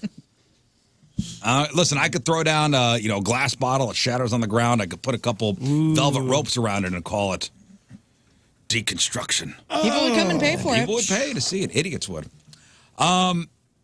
A man who was on board a small plane that made an emergency landing in Oceanside, California, has been charged with possession of cocaine with an intent to distribute. Now, 36-year-old Troy Smith is accused of trying to hide a drug package from police just after the plane in which he was riding in landed on Route 76 in the early morning hours of September 26th. Listen to this. So the plane took off from San Diego, flew to Mesa, Arizona, was heading back towards California. Mechanical issues forced the plane to make an emergency landing on the highway. Sometime after that, Troy and the pilot got off the plane. Officers were there on the scene. Troy unzipped the backpack he was wearing, drawing the attention of the officer, who otherwise probably wouldn't have checked it. He then tossed a package into the bushes near a guardrail on the highway. What did he toss? A package of cocaine. Troy was arrested. The guy was already the target of a larger investigation by the DEA and the U.S. Postal Service for allegedly shipping drugs in the mail from Oceanside to various U.S. locations. But you survive a plane crash, essentially landing on the highway, an idiot you tosses a package of coke in the woods. Fail. Idiot. Haven't they seen Blow? The movie? This happens in the movie, too. They, like, are in a really weird plane, and it's, like, bouncing on the runway, and they almost die. Probably not. Spartanburg, South Carolina police have charged a woman who they say stole a friend's car and crashed it into a fountain at USC Upstate University. So, Jermisa Samuel is her name. She was out clubbing with a friend Sunday evening and was invited to stay at the friend's house after becoming too hammered to drive home. The following morning, the friend called the cops after noticing her car was missing and waking up to a bunch of text messages saying, "Hey, your car has been in a wreck here at the university." The friend said she never gave Jermika permission to drive the car, and she only allowed her to stay because she was drunk. The university told police they had investigated an accident at the fountain in front of the college administrative building around 4 o'clock that Monday morning involving a car which matched the friend's missing car. Car was totaled. Jermika was the only person in the car at the time of the accident. She had to be taken to the hospital for a head injury. University police cited her for driving too fast for conditions, driving under suspension of driving, and driving under the influence, According to the report, they will also seek warrants on her for stealing property with greater value of $10,000. Failed. Angry that her Domino's pizza was delivered cold and uncut, a Florida woman allegedly drove from her house to the restaurant, argued with an employee, flung the pizza, and damaged the store's telephone. This is at 1:30 in the morning. Police said early Saturday morning, 22-year-old Ricky Holly was arrested for criminal mischief, a misdemeanor, following the alleged pizza rage incident. She's now ordered to stay away from the Domino's, which is That's unfortunate. That is awesome. She's the Noid. She is the Noid. Oh, how cool. Spent the night in jail, released from custody on her own recognizance. Failed. 2 men were found with Kinder eggs filled with ketamine in their butts. Okay. As they tried to sneak into an electronica festival in the UK. You know what Kinder eggs are, right? No. Yeah. Explain what they are. Well, Kinder eggs, are those the, maybe I don't know. The chocolate eggs that have like a toy inside. But they have the egg-shaped shell, right, that the egg comes in. Yeah, okay. Marshall-matic. But the eggs are made of chocolate? They're not like the plastic eggs. Well, there's plastic egg over the chocolate Yeah, egg. there's a plastic. You open it. One is the toy. One side's the chocolate, and they're perfect for putting your. Well, never mind. How do you know? I don't know. Nothing. So this guy, Marshall and Harry, tried to sneak the drugs into the Daresbury Music Festival. As they were about to enter through the North Gate, drug dogs raised the alarm, and both men were taken to be searched by officers. 21-year-old Marshall handed a small quantity of drugs over to police, but then refused to be searched further. Before he refused, an intimate search was then carried out. After he refused, an intimate search was carried out. Officers found a Kinder egg filled with 10 bags of ketamine in his butt. 22-year-old Harry also refused to be searched initially, but was also found with the chocolate capsule filled with drugs hidden in his ass. They both just got 18 months in jail for trying to sneak the drugs into the festival. It's a hell of an inspection. Yeah. A longtime Toronto police officer has been arrested and charged with stealing alcohol from a store. Toronto police said the police officer walked into the store, selected 3 bottles of alcohol just before 3:30 p.m. last Friday, and just left the store without making any attempt to pay. 39-year-old Constable Daniel Leclerc was arrested later that day, charged with theft under $5,000. 18 years of service with the Toronto Police Services. Yes, he will be fired. Failed. 18 years of service, 3 bottles of booze, didn't pay. That's it. A police officer from Belzoni, Mississippi, was found passed out in his patrol car. Was he tired from working a double shift, Scott? Oh, you bet. Nope. Oh. Officer James Jackson was found passed out in his patrol car with a meth pipe in one hand and pot in a glove box. He refused a sobriety test, was taken into custody, facing charges of possession of drug paraphernalia and DUI refusal. Failed. A couple more for you. The police spend too much of their time dealing with drug abusers. But thankfully, some druggies are helping cops be more efficient. On Tuesday night, officers in Portland, Oregon stopped a guy and a woman in their 30s driving a stolen car. They searched the vehicle. They found cash, a loaded revolver, scales, and drugs, including more than 10 grams of fentanyl and meth. The drugs were easy to spot because they were inside a bag that said, quote, definitely not a bag full of drugs. Oh. Oh, that's cool. I like Nothing that. to see here. You got a sense of humor. That's good. Definitely not a bag full of drugs. The man faces charges of delivery of meth, unlawful possession of meth, unauthorized use of a vehicle, and possession of a stolen vehicle. Prosecutors have not brought charges against the woman at the moment, but failed. I think back in July we had a story of a woman down in Florida arrested during a traffic stop, and they found a bag in her purse that was labeled bag of drugs. Yeah. Yes. I remember that. Yeah. And finally, I know I'm teaching my son how to drive currently. He's 15 years old. He's got his permit. You know, we're driving all over the place. You doing good? He's doing great now. That's great. A dad from Ohio is in the hospital after teaching his son how to drive. This kid is not 15. He's 9. Okay. Never too early. Yep, you're right. And this happened last Sunday in Toledo. Ring doorbell footage from across the street shows the dad open the door on the driver's side while the kid was in the driver's seat. He told the kid to hit the brake. Kid got confused, hit the gas. The car happened to be in reverse at the time. Video shows dad being dragged by the car as it backs out into the street, smashes into a telephone pole. The dad wound up getting sucked under the car and run over. Was dad drunk? You betcha. You betcha. You bet dad was drunk. Kid wasn't hurt. There was another kid in the back seat. Oh, wow. The dad, after he gets out of the hospital, he'll be facing charges of wrongfully entrusting a person without a license and child endangerment. Failed. We also had a mom, remember, that had her 9-year-old or very young kid driving her drunk ass and another of her child in the back. So this is weird. This is like synchronicity or something. Yeah. And those are your Friday fail stories. Thank you. Thank you.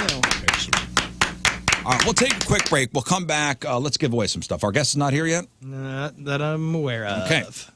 All right, Rafe, after the break, yes, what are we going to play? We're going to play a little game I've been sitting on for a while called My Two Queens. My Two Queens. So I sent a little survey independently to the two queens on the show, my two queens, Scott Rizzuto and Lauren Elwell. They're both open books. I asked them some questions about their lives, got their answers. We're going to take some callers, and we're going to let them guess. I'm going to read the question. I'm going to read the answer and let them, they have to guess who gave me that answer. Okay. Okay. It's very easy and self-explanatory. So we're going to do one at a time. We're going to pit two callers against each other. We put two callers against each other. All right, so let's fill up the phones here. 314-624-3833, 618-398-3833. You have a chance to win Rise Against tickets, Theory of a Dead Man tickets, Godsmack tickets, or tickets to go see Wage War tonight over at Pops. So we'll pit two people up against each other. We'll see who wins. Yep, we'll do three questions. We'll do a best of three, and it could be both people win. Okay. We're not. Two people could win tickets, two people could not win tickets, but you gotta whoever is best of three. Okay, best of three. 314-624-3833, 618-398-3833. My Two Queens next.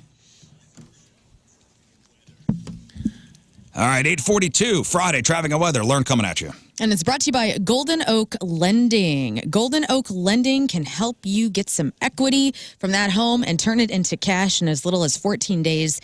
Let Golden Oak Lending cure your blues. I got nothing. You're driving so excellently on a Friday at 8:42. Your high today of weather will be 84 and sunny. 51 is the overnight low, and 54 right now. It's 8:42.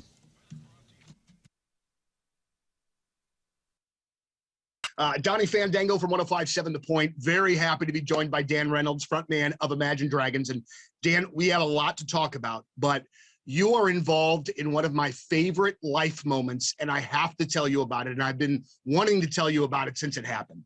It came up in my memories about 3 years ago this past weekend. And I had a chance to take, at that time, my 10-year-old daughter to see you guys live. My daughter's now 13, and some days are rough. And she's an amazing girl. But that day at your show, Dan, for the first time, I got to watch her get completely lost in a show. Her eyes were closed. She was singing the songs. She was completely unaware of anything else around her other than just being lost in the show. And as a music fan, as a father, as a person, it is one of my favorite memories of all time. And I thank you so much for being a part of that. I know you get to do that, you know, not just with me, but man, it's something that I look back on fondly and always, always, always will. Thank you, man. Thanks for sharing that. That's, yeah, I miss shows. I miss looking out and seeing people do exactly that, you know, get lost in it. And that's what it's all about. I think the whole world needs music, you know, that's what unites us. So I love hearing.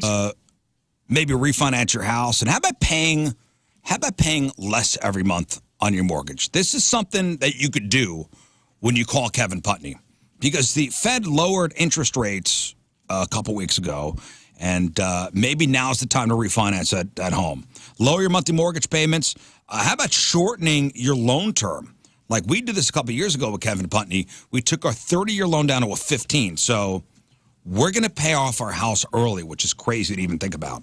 Or maybe this is your chance to secure your dream home. Stop renting. Build some equity. Secure your dream home with more affordable pricing. Call Kevin Putney. Let's start the process. He'll find the loan that fits your needs, and just make the whole process. I'm sure you've heard the horror stories about mortgages and getting that home loan.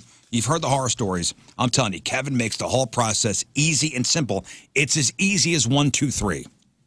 314-862-0123. Kevin is online at 123mortgage.com. Kevin Putney, equal housing opportunity. All loans subject to underwriting approval. Restrictions apply. Call for details. Cross Country Mortgage, LLC, NMLS 3029, NMLSconsumeraccess.org, 123mortgage.com, 314-862-0123. Joined in the Point studio now by the mastermind behind Ghost, Tobias Forge. How are you, man? I'm good, thank you. How do you do? I'm doing really well. It's an absolute great pleasure to have you here, and the absolute ferocious fan base of Ghost has me completely petrified that I'm going to screw this interview up, because they then don't. Right. Well, that's the idea. But it's one of those really great things in getting to talk about Ghost right now, because you can just feel all the excitement and everything kind of not starting to come together, but just continue to get bigger and bigger and bigger. That has got to be an amazing thing for you to see on your side of things. Of course it is. I mean, I've done many records in my life that did cause nothing, you know. So it's you never know how many times you will have this feeling. So I'm trying to sort of absorb it and enjoy it whilst it's here, and yeah, no, it's a fantastic feeling. When I had read, and again, please correct me if I'm wrong, but I had read, you know, kind of when the process and the thought process for this was beginning, that, you know, you thought that you would have a certain audience that would dig it, that would enjoy it, and that it might even be kind of like sort of an art thing that you could potentially see at like an art installation. Are you yourself a little surprised that it is grown into what it has become now? Yes. I mean, obviously everything is a gradual sort of, these epiphanies of what you can achieve obviously comes gradually. And now obviously I know what took us here, but there was definitely a thousand things that I could never have predicted back in 2008 or 9 or 10 or 11. Sure. And so yeah, it's mind blowing, but Yeah. I don't know what to say really. You know, I knew I liked it and the material in the beginning and whenever I played it to people, it seemed to have, caused a reaction that seemed that indicated that there was definitely a crowd for it. Absolutely. But going from there to here, it's a long way to the top. Yeah, I'm looking forward to specifically seeing you tonight at you guys tonight at Peabody, because the theater is just beautiful. Like it is completely perfect for this type of show. As the shows get bigger, I'm sure the work putting into the show gets greater as well, but the end result has to be unbelievably rewarding when you get a little bit more room and you get more bells and whistles that you can incorporate into the show. It has to be a really great thing to be a part of and see as it goes along. It is. As a perfectionist, it's also very grueling because everything is a work in progress all the time, and a lot of the things that I have in mind right now are, since we're doing a few arena shows this fall, and that's where we intend to sort of keep it in the future. There's a lot of... It's time to head over to Mountaintop Motor Company and see why they have over 1,000 5-star reviews and what everyone keeps talking about. Like that email I had earlier this week about his experience getting his new truck. Well, you should go out there and check it all out. I mean, they have an absolute incredible lineup of vehicles right now, from everything from sedans to SUVs to trucks to even some campers and RVs. They got it all over there at Mountaintop Motor Company. You could check it all out at mountaintopmotors.com. And maybe you're in the market for something that's under 15 grand. Well, they got some great vehicles right now under 15 grand. And I got to drive one of them, and it was a 2008 Dodge Ram 1500 SLT. Absolutely incredible truck. And it's one of those that I really would have not wanted to turn back in. I wanted to keep it, maybe drive off somewhere so they couldn't find me. But I was kind and I turned it back in. But you can get yourself, and you can go test drive it right now. It's only $11,500 and 100,000 miles. Absolutely incredible deal. You won't beat that. So go over to Mountaintop Motor Company. Get your next vehicle with the absolute pros, the best of the best. No pressure, easygoing sales environment. MountaintopMotors.com. That's MountaintopMotors.com.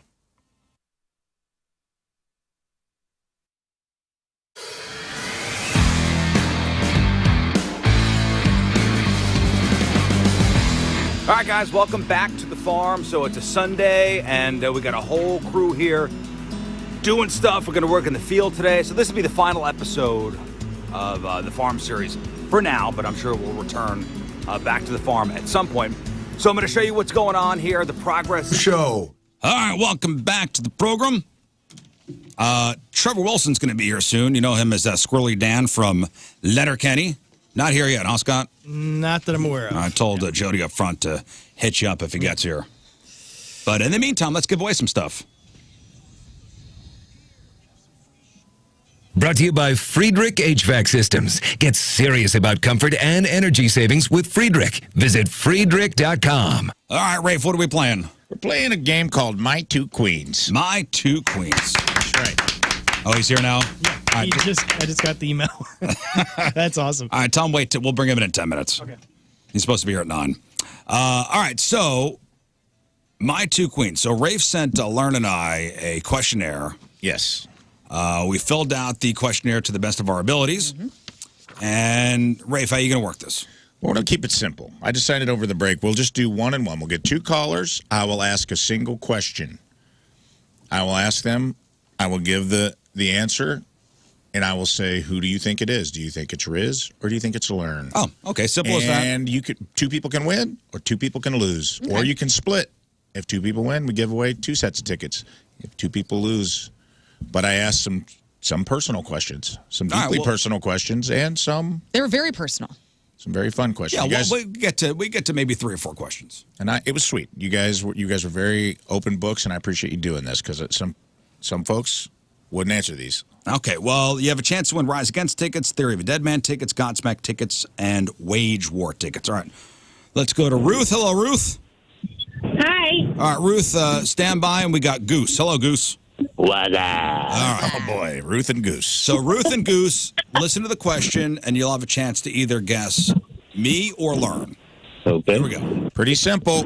Everybody understand what's going on? Yes. Yes. All right. Here's the first question I asked my two queens. How many people have you slept with in your life? So what I want to ask you on the phone, between my two queens, Riz and Lern, who do you think has slept with the most people? Ruth? Riz. Ruth says Riz. Ruth says Riz. Goose? I'm going to say Lern. Okay, so the question was, who has slept with more people? Who says Lern? And the survey says... Wait. I got to be dramatic. Oh. I was waiting. Who slept with more people? The person was a little slut in the room. Yeah, who's the biggest slut? Big hoe bag queen. The STI check queen is Scott Rizzuto. All right. Way to go, Ruth. Scott Rizzuto. Sorry, All right. Goose. Yep. All right. Sorry, Goose. Turns out. Do you want to know the number? Yeah, throw it out. I said 8. 8, baby. Mr. 8 Ball himself. Which is It's a good number. He's Maybe been with his wife a compared to- long time. That's a we've great been together number. since 1999. 1900. I thought you were going to be like way ahead of me. So the fact that you were only 3 ahead of me is very good. I've only slept with 5 people. 5 people. Lern has slept with 5 I thought it was more. Yeah, I know. I give off that energy. I'm not a big hoe, you guys. Everybody, that's right. I promise, man. I'm just a very playful person. That's right. She's a very- But are we doing the shady? Hang on, Ruth. Congratulations. Are we doing the shady lady math where we have to? Yeah, I wondered that. I was like, did you I thought add that 3 too. and she Formula? subtracted 3 and her number is actually 8 and your number is actually 5? Because that's usually how it goes with men and women. No, I but promise. I take it I at face promise. value. I believe you've told me before, and you had never discussed this with me unless I forced you to. So I appreciated it, the honesty, and that's right. All you guys out there always trying to trash our beloved Lern. She don't give it away for free. I loved each one of them, My too. boy. She All loved right. them all. Steven, hello. Hello, good morning. All right, Steven, and we got. Let me see who we got here. Steven. And then we have Versus. Oh, my. we have Aaron. I can't Oh, find we the have Aaron. sounder, Aaron. Sorry, you don't get it today. Aaron. Aaron from Hey, Eureka. good morning. All right. Here's the question, my two queens. Steven versus Aaron. I asked my two queens, have you ever shoplifted? If so, what was the most wild or expensive item? Only one of my queens has shoplifted before. Who is the lifter? Steven, is it me or Lern? Let's go Lern. Steven says believes Lern. Lern is the kleptomaniac on the show. Aaron, you could agree or go with me. I'm going with Lern. Okay. They both say Lern. That's right. And the police are outside. And the thief in the room is Lern Elwell, everybody. Oh, my goodness. Congratulations, Steven. Congratulations, Aaron. Hang on. She don't put out, but she do steal. I'll be putting my hand in those I've candy jars. never shoplifted. Yeah, your answer to this was interesting because you said you, and I quote, I'm too scared. I was too scared to shoplift. Too much of a puss. Yeah, you said you're too much of a puss to shoplift. But my what I did steal is stupid. Oh, don't tell me it's bread to feed the family. No, it was candy to feed myself. Those open nut containers at like the grocery stores where Yeah. you make your own trail mix. Sometimes I did get my little hand in there and Dip steal in? a little chocolate covered almond. How recent? It's been a few years. It's been a few days. Nah, it's been like years. I don't know Okay. how long. Not since Tim and I have been together. I swear I have never shoplifted anything. Oh, Tim straightened you out. Tim straightened me out. He got It's you gotta on be the straight and narrow, got you Yep. off your shoplifting All I could ways. think is if I got caught, my mother. I know. Killing me. And she would have. And well deserved. Yeah. Well. Well, congrats to Steven and Aaron. You both got tickets on that one. Let's get 2 more callers. All right. Play my two queens. Justin and Mario. Hello, fellas. Good morning. All right. My two queens. Hey, good morning. Here's the question. Justin and Mario, welcome to My Two Queens. I asked My Two Queens, when was the last time you pooped your pants? Who pooped their pants most recently? Scott Rizzuto or Lern Dumpy Butt Elwell? Justin, who pooped their pants most recently? Was it me or Lern? I'm going to go with Lern on this. I have a strong feeling that she's Why a do you pants feel keeper. that way? Oh, my goodness. She talks about IBS quite a bit and always being on a search for a bathroom. That's not a bad guess. Mario? I think I'm going to have to go with Riz on this one. Makes things interesting. We are split. We are split. Rafe? And the Dookie Bandit in the room. The the Prairie Dog Queen. The Green Apple Splatter Queen of the Ball is Scott Daniel Rizzuto. Yeah, baby. Congratulations, That's right. Mario. Which is, congrats, Mario. Justin. I've never pooped myself, ever. Insane. I swear to God. I swear on Unbelievable. everybody's lives, I've never crapped myself. Dude, here's the thing. I most recently did it last November. Last November, he really? told the story on the air. Threw his Yeah, underwear in remember the trash. I was in my garage, thank God. Yeah, I don't know coming if to I work. was here for work that day. I feel like you only told that story to the men. No, I told happened? I told to You could've all been of St. gone that Louis. day. He told the entire didn't hear city. it. He tried to sneak a fart in the Jeep on the way out of the garage, and things got away from him. Thank God I was home. But let's Yeah. talk about this. I trust you implicitly. We have a very strong friendship, I feel like. I don't feel like you lied to me. I don't. But when you told me that at 39 years old, not one time in your single life, have you ever even sharted or had like had the flu, swear. had a hard sneeze during a stomach flu? It happens. I have never done it. And I'm not trying. You know how much I talk about poop on this show. I know. I would not hold back. I I promise you. And I know it's coming. I had a girlfriend who pooped herself at Point Fest one time, and she looked me in the eye and she goes, "One day it will be your turn." And I know. It's coming. 40. I know. And guys, I get to the restroom. When I feel something happening, I'm gone. Sometimes, it happens. That's why your preparation has paid off. That's the only thing I could, and I'll be honest, I believe you. It took me a couple days. It took me a couple days to be like, why would she lie to me about that? What else has she lied to me about? And then I realized that I'm a psycho. I was, never forget it. I was coming to work. I was back in the car out of the driveway, out of the garage, and it happened. You let one rip? Yeah, and it was. That's a real day ruiner, bud. I was like, oh, no. But, oh, yes, thank God I'm still home. Yeah. See, I don't toot all the time. I hold it in. So I don't have that, But even while you're- you guys are loosening me up with the farts all around. Like, you're Yeah, but like, even when you you're by fart yourself. around your husband Dude. more. And now it will happen. It's a gateway to the shart. It is. All right. All right. Well, thank you, Rafe. We got to take a break. Oh, man, I really wanted to do this last I know. We got a guest coming in. You know what? Maybe we could do, maybe with the guest, we could just ask the question and see if he No, just no. by We'll just by save it looking for at us. another Oh, you want to round. save it? All Okay. right, save all right. Okay. We have other things for our guest. It's not like I'm going to break because I want to not have this. We're People are our finding guest it is in the bullpen. I over get it. there. I just, I was sitting on this one. I should have asked it third. All right, it's straight up 9 o'clock. Trevor Wilson is in next. See him at Helium Comedy Club this weekend. Traffic and weather, Lern coming at you. And yeah, it's brought to you by Golden Oak Lending. They can convert your home's equity into cash in as little as 14 days. Let Golden Oak Lending cure your blues. Nothing to report. Your weather today will be a high of 84 and sunny like you see right now. 51 is the overnight low. Currently 55 degrees at 9 o'clock.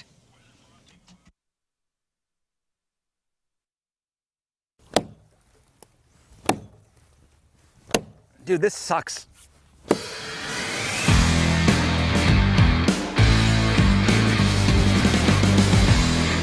Hey, welcome back to the farm. So a couple weeks ago, a storm blew through and knocked a big ash tree down.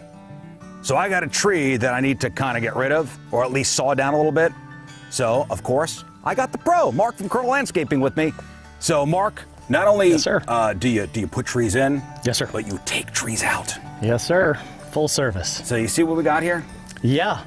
So I think it might have been dead before it fell. Yeah. But who knows what kind of wind blew it over? We just came down here and it was it was felled. Yes, sir.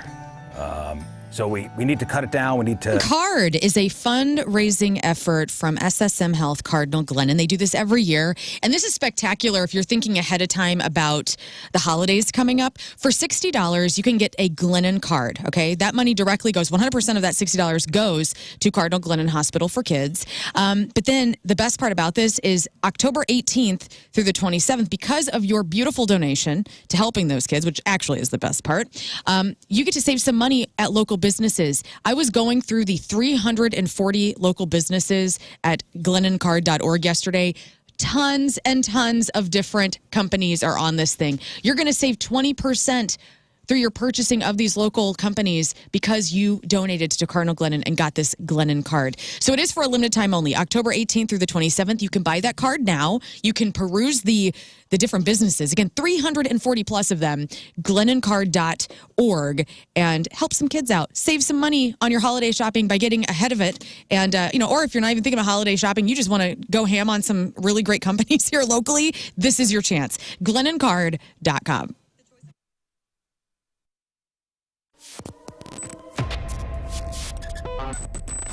Well, here we are backstage at Point Fest with Greek Fire. Hey, gentlemen. Hi, Donnie. So guys, how'd it go today? Well, it went excellently. Yeah, man. You know why? Because so we had, just to fill anybody in, we had a bunch of technical difficulties, and it really wasn't anyone's fault, but a whole bunch of stuff was going wrong. But I tell you what, man, the St. Louis crews worked so hard. Everybody is friendly here. Thank goodness for Midwestern hospitality. You know what I'm saying? Yeah. Everybody did such a great job fixing it. We got it on. And honestly, it was a blessing in disguise because it gave a few more minutes for these seats to fill up. And boy, St. Louis was ready, man. Like it was such a good crowd. And opening the main stage can be very difficult. Yeah, man, that's tough. That's a gig that some people don't necessarily want. Yeah, me neither. And but I do my part. Yeah. And we were like excited for the challenge because opening the main stage, a lot of people, even when they're like ready for a show, you got to pace yourself a little bit. Yeah. 5 o'clock's a little early to be, going wild. Yeah. But dude, I thought they brought it, honestly. And it was a blessing in disguise that it was a little trouble. We started a little late, cut one song, that was it. And had an excellent time. I don't know about you guys. Yeah, it felt great to me once we got going. But as you guys, and correct me if I'm wrong, but being in bands and going through the come up, as it were, you have to kind of learn how to deal with freaking crazy crap going on probably fairly often, right? Keep your head on the swivel. Which would be a tough thing to do because I'd get pissy and want to walk out the door. Just for me personally, that's how it would go down. I think you handle it the best. Yeah, best thing to do that I've learned is just step back and focus on playing.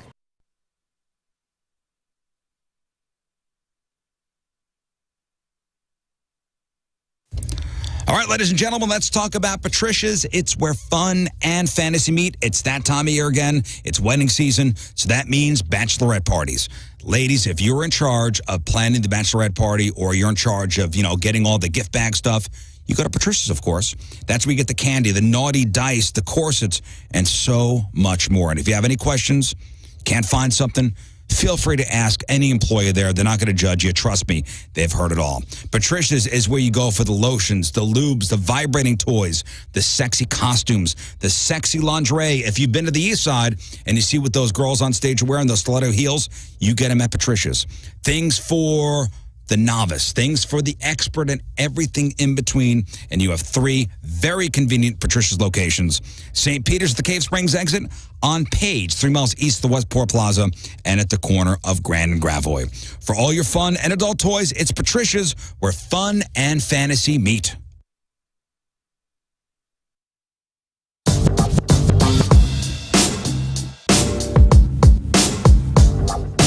All right, so the lead-off interview for Point Fest 2019, my guy Claudio from Coheed and Cambria. How you doing, man? Thank you so much for being here today. Thank you for having us. I believe the last time that you were here, and I so wish that I could have talked to you while that it was happening. Coheed was playing a show at the pageant, and Just, it's not really my birthday. It's just a thing. It's just a thing. It's a thing. It's just a thing. Jeremy Piven calls up every day, wants to wish me happy birthday. Very nice. The restraining order's in place. Welcome back to the Riz Show. Joining us in studio, Mr. Trevor Wilson. Good morning. I have to say it's K. Trevor Wilson, just so people don't think I'm the other Trevor Wilson. Who's the other Trevor Wilson? He was the kid in the Jeremy video by Pearl Jam. Are you really? Are you kidding? That's why it's... So when you look up Trevor, it says K. Trevor Wilson. Right on. The real reason is when I joined the acting union, there's another Trevor Wilson, and they're like, you can't be Trevor Wilson anymore. You need a stage name. And my agent was like, let's take your middle initial and throw it out front because there's not a lot of front-end initials. It's Right. pretty much me, A. Whitney Brown, and F. Murray Abraham. Yeah. Worked out to be a good marketing tool because I'm the only K. Trevor Wilson on the internet. I swear to God, I was going to go by S. Daniel Rizzuto for a little bit. S. Daniel Rizzuto? Yeah. When was this? It was a brief time in the late 90s. Does the S stand for Squirrely? Yep. Okay. Was this like a giving yourself a nickname in high school situation, or? No, I was probably not sober at the time. We're going to join SAG-AFTRA. That wasn't a thing. No, I just wanted to change it up. You know, listen, showbiz, man. Come on. At some point, they're going to run out of names. You got to keep it fresh. Like, they're going to have to change this actors because you hear this story all the time. Yeah, Emma Stone had this experience. What about Michael Keaton, whose real name is Michael Douglas, who had to change his name to Michael Keaton because apparently there's some Michael Douglas guy I don't know about. Who the heck that is? Albert Brooks, he was born Albert Einstein. That's right. Yeah, but I think that was just to make his name less ethnic. Well, his brother kept it, Bob Einstein. Yeah. Good old Super Dave. Now I hear Michael Keaton's actually going to go back to and use his real name. Yes. Mm-hmm. Good for him. What about David Bowie? David Bowie's real name? David Jones. David Jones. But there was already David Jones from the Monkees. I know. And now you know that is all your Monkees news. Is it just for payout? Like, what's the purpose of it? Does anyone actually know? Marketing, I bet. Yeah, mostly just to keep it separate for credits, and so it's easier for them to Keep know track. who to send the checks to. Right. Okay. Well, I'm glad to hear, man.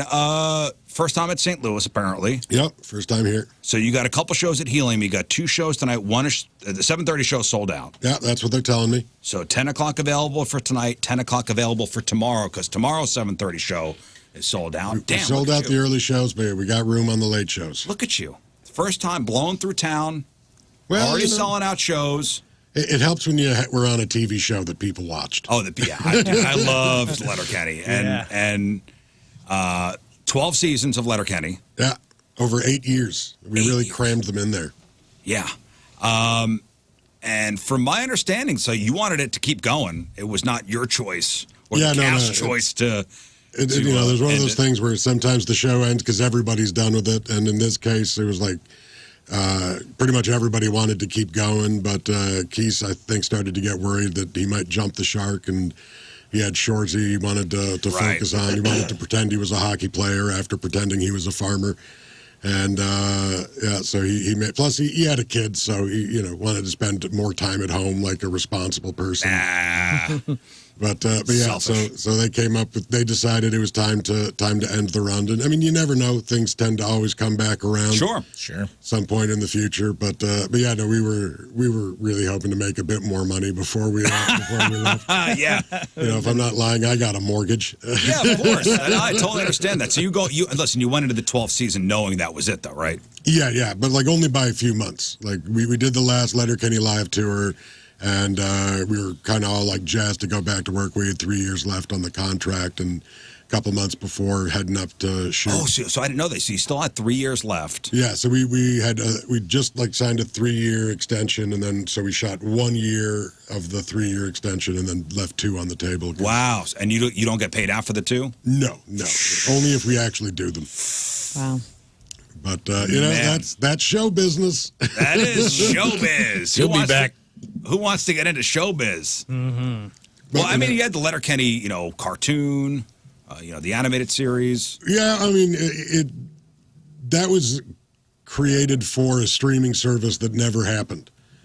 Bell, who owns the show, is trying to capitalize on, I guess before TikTok, they had the other short form, Vine. Vine, yeah, they were trying to capitalize on that, so they wanted short little things and got Jared to create a Letterkenny spinoff that would work in the short burst thing, so he created Little Kenny. And we filmed, they animated it, we did all the voice recording, and then the Bell version of Vine never got off the floor, but they had the show already done, so they just threw it up. Yeah, they think they threw those out on Hulu, right? As a bonus thing, yeah. Hulu grabbed them just to make some of the money back. That was a weird one because we originally recorded it all in our own voices, And then I got a call saying they needed me to come in and redo it because an 8-year-old with my voice was quote unquote jarring. You do have a great voice. Thank you. Yeah, but with Letterkenny being so popular and the juggernaut that it was, when people hear your real voice and you're not Squirrely Dan, do you sense a disappointment if you're not the character they see? I mean, I like to think there's enough of me out there that if you like even sort of give a tertiary glance, that you'll see that that's not my voice. But yeah, there's always a few people I think who come to the show for the first time expecting, "Did you ever notice?" And yes, that's not at all what they get. So a lot of people for some reason think Letterkenny's a documentary about farmers. Yes. Are quite surprised that we all actually have quite a grasp of the English language. I tell you what, though, Letterkenny, which I again, I told you I was a huge fan of, it was the show that started me turning on the captions. Oh, yeah. It was a fast-paced show. That was the show that forced me and actually got me into turning on the captions because you guys were so fast and your Canadian accents are so thick that if you miss stuff, like you miss stuff if you don't have the captions on. It's all put on because we all spent years, as actors learning not to sound like that, and then we all get cast in a show and they're like, no, like really push it, really push that ridiculous Canadian accent out. And the fact that you guys really showed what small town Canada is like, because I never knew. And I mean, small towns are small towns are small towns. That's one of the reasons that I think the show did so well is, I mean, you just replace hockey with football and you've got pretty much every American small town. That's why Trailer Park Boys was big too. Like that was Nova Scotia, but it's like, I grew up in Southern Illinois in a trailer park and it's exactly the same. Same everywhere. Oh, so you could sense the similarities. Trailer Park Boys, where you grew up in Southern Illinois. Yeah. Letterkenny. Also Southern Illinois. Yes. Pretty much, those two shows pretty much 2 home runs of my upbringing, for sure. Letterkenny's even big in Australia. So, I mean, they're small towns. You just replace it with rugby. And we never got the Letterkenny Trailer Park Boys crossover that we all desired. Yeah, I think being completely different networks and completely different production companies probably had something to do with it. But it would have been. Yeah, that would have been Listen, what a fight to end that. What a giant brawl to end that episode. Well, they'd have brought guns, though. That's true. Yeah, because both shows pretty much revolve around fighting. Actually, and the love of one another. I did Fan Expo in Toronto, and we had the Letterkenny guys there and the Trailer Park Boys there. And at one point, we were all on an elevator heading up to the main floor, and we were like, this is like the most important elevator in Canada. That's right. This is half of Canadian television. If the cable snaps on this elevator, Canada is depressing. It's a dark day. What a tragedy. What a After that, all we'll have left is red-green reruns. Yeah. You gotta throw Wayne Gretzky on the elevator, too. And that Oh, would've my been, goodness. boy. I met Red. You said you had a couple years left on your contract when the show. Is that with Hulu? With Hulu and with Bell in Canada. That was the original. So there's no world where, because you see that happen a lot where like other streamers will be like, we'll pay you, come do a couple more seasons and throw a big bag of money at you. Yeah, no, Hulu threw a ton of money at him, but Keith just didn't want to do it anymore. Oh, so okay. That's the, it's one thing if you still want to make the show and the network doesn't want to make it, but if the network wants to make the show and the guy doesn't want to make it, you're kind of out of luck. Yeah, being in the position to turn down. Yeah, I mean that's the crap dream. load of money. To That be is able to the go, dream. No, it's okay. I'm good. And how did you guys meet? I mean, was it a casting? Did you go for, they were casting Letterkenny? Yeah, no, I mean, for me, I got in there the old-fashioned way. I tried out for the job. And everyone did have to audition for their role, but a lot of the guys knew each other from before. The Hockey Boys and Tyler, the leader of the Skids, and Jared and Nate all played on a beer league hockey team together in Vancouver when they were struggling actors out there. So they knew each other from before, and I think some of the roles were written with those guys in mind. But they still had to try out for it. And my role was actually written for Dan Petronevich, who played McMurray. No kidding. Because him and Jared worked together on a cop drama called 19-2, and they were old buddies from that. And Dan was initially cast. He had network approval and all that, but then he got a role in Suicide Squad. and had to bow out, couldn't commit. So to Suicide Squad, the movie. Yeah. So I got brought in as his replacement, and then they created McMurray so he could come back and play even after his original role got filled. When you were auditioning, what did they describe the show as? Do you remember? I knew I knew the YouTube series. Okay. Like, so when I auditioned for it, I'd already seen the YouTube series and was a fan of that. So I sort of knew what they were going to go for style, and they sent us the clips as sort of a reference point. So I knew that I was going to have to match their pacing. Mm-hmm. So I watched the tapes a lot to, try to get the rapid fire cadence, because if you come see my stand-up show, I talk a lot slower. Yes. Than Letterkenny. And you don't pluralize everything. Yeah, now that was just something I threw in because I wanted to do something that those guys hadn't done that I knew was a small town fixture. I'd played a lot of small towns doing stand-up over the years and had met hundreds of guys who just slapped asses where they weren't supposed to be. They use guys.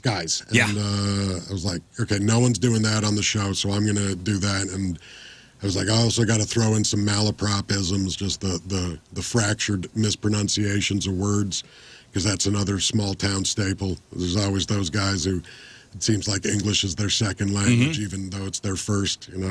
My buddy and I used to just collect weird phrases that guys would say in small towns. He called me up once from a small town funeral and said, "There's a guy here going down the line saying sorry for your lost." Oh no! Sorry for your lost. But that's what made Dan such an appealing character, is that kind of innocence.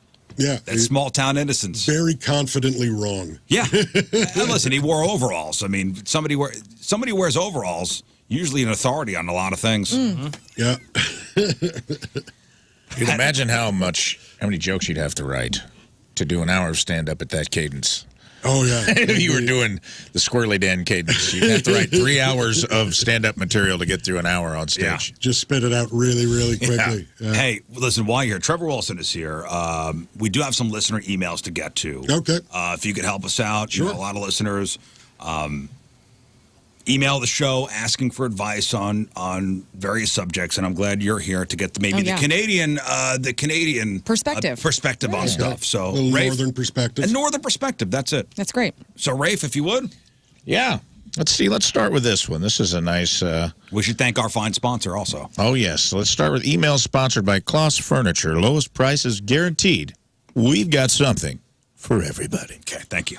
Thank you for reminding me. You guys are the best. All right. Here we go. Let's start with this. Hey, crew. Hi. Hello. Catching up on an old podcast where you were talking about buying a house that somebody had died in. I believe this was a few days ago. We were talking about homes being cheap if someone had died or been murdered in them. And would you buy them? Back in the 70s, my old boss bought a house in Ladue for a very good price because the previous owner committed suicide, hung themselves in the garage. Oh, my. His brother-in-law was a Richmond Heights police officer. For Christmas, the brother-in-law gave him a gift, a box with the pictures from the suicide scene with the person hanging from the rafters of his own garage. He kicked him out of his house and almost beat his ass. What a messed up thing to do. Yeah. So just Ladue is a pretty affluent area. Okay. And houses are quite expensive. And if you get like a good deal on a house in Ladue, that's a nice. win. Usually something wrong You're with still it. getting stuck with the property tax, though. Yes, that's true. Sure, but you don't ask questions on why you just buy. No, you always ask questions. Do you want to know the answer, though? Yes. You have to ask, right, for the people to tell you, I I'm think. pretty sure my wife believes in ghosts, so yeah, I'm going to ask that question. Listen, if your dream home was available, you're like, man, this is the house. Yeah. This is our house. Her dream home. Look, we had that happen when we were house shopping. We found a house that was like, this is perfect. This checks all the boxes. And my wife was like, it's got a weird feeling about this place. I don't know what it is, but she's like, something's not right here. This house shouldn't be going for this. And then 2 days later, our real estate agents were like, so the previous owner did kill himself there. And it's like, yeah, no thanks. Oh, so you didn't take it. Keep looking. Let me ask you this, because this was my reasoning. I love an old house. So I have the standard that if I'm going to buy an old haunted house, it has to be like 100 years ago, the murder or suicide has had to happen. Because if it's happened too recently, like in my lifetime, I feel like that's too fresh. Yeah, you're going to have all the neighbors coming up to you and talking to you all the time about your murder house. Yes, exactly. Every time you go to that, so you bought 78. Well, let me tell you. Did you know that? Yeah. We know that they killed themselves. So our farmhouse was, my wife believed, was haunted, and we had it cleared. Like, she brought somebody in to sage the inside of the house. Yes. And he walked out. I mean, sage and smoke and everything. He walked out of the house, opened up the door, and this guy said, "This house is clear." And it put everybody's mind at ease. And it was only $500. Whatever, man. She was showing me that farmhouse, though, and I was out there, and it was kind of pictures of, like, all these dead flies on a windowsill that's supposed to be, like, the sign. That's the sign of a suicide. Yeah, and then someone told her that happened, right? Yeah. Someone did kill themselves. We found out later on that actually happened. Because the guy who came in to clear the house said somebody killed themselves here. And you go, how do you know that? See all the dead flies on the windowsill? Come to find out, it actually happened. That's trippy. Creepy. I don't know. Creepy. So that is a hard no for Trevor. If You always ask, and look, if some people are cool with that. If that's your thing, if that's your bag, if you don't mind that hanging over your head, go ahead and buy the cheap house. But I know a lot of people who will walk away for a non-suicide, non-murder house. And your wife would definitely say no. Oh, absolutely, 100% no. Next, she's out. All right. Hey, everybody. Hi. Hello. Heard you guys determining the average amount of time a guy has spent in his life in ecstasy.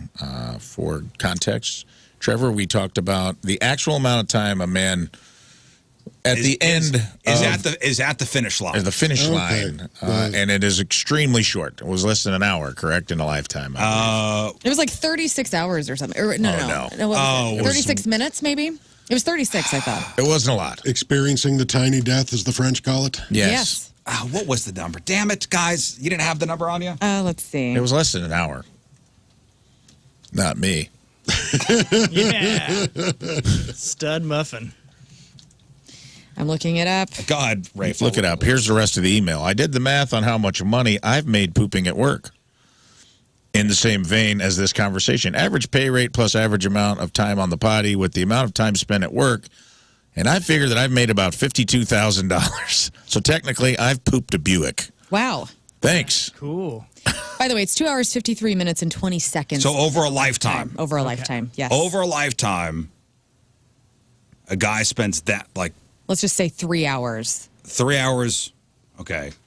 How much time do you think in a lifetime have you spent on the toilet? It's a lot of stupid faces. Me? Yeah. Oh, Lord. I don't know. A lot. Because I'm chill. Well, yeah. We're all in there for like 10 minutes at least. I've fallen asleep on the toilet. You have? Yeah. I've put in some good time on the toilet. I'd probably say I'm up to a couple weeks at this point. Oh, yeah. I guarantee diet, Yeah. I used to go into work hungover. But there is nothing better than being paid to take a crap. It's amazing. And I'd just go, and it was at the house. I remember it was like full doors on the stalls, so you couldn't see the feet. So you never knew who was in there for how long, man. I'd go in there and just like sit down and just lean back and just try to take those little cat naps when you're trying to get over a hangover. Well, I'm glad you brought that up. Actually, the hard times for people in Switzerland. This is an actual 100% news story. A court just ruled people in Switzerland cannot hide out in the bathroom at work anymore. Oh. So the Swiss luxury watch brand Singer recently changed its policy and told workers that if they need to use the bathroom, they have to clock out first. And labor inspectors first heard about this in 2021 and told the company this is illegal. And they said it violated labor laws and could cause workers to, quote, hold it in or not hydrate.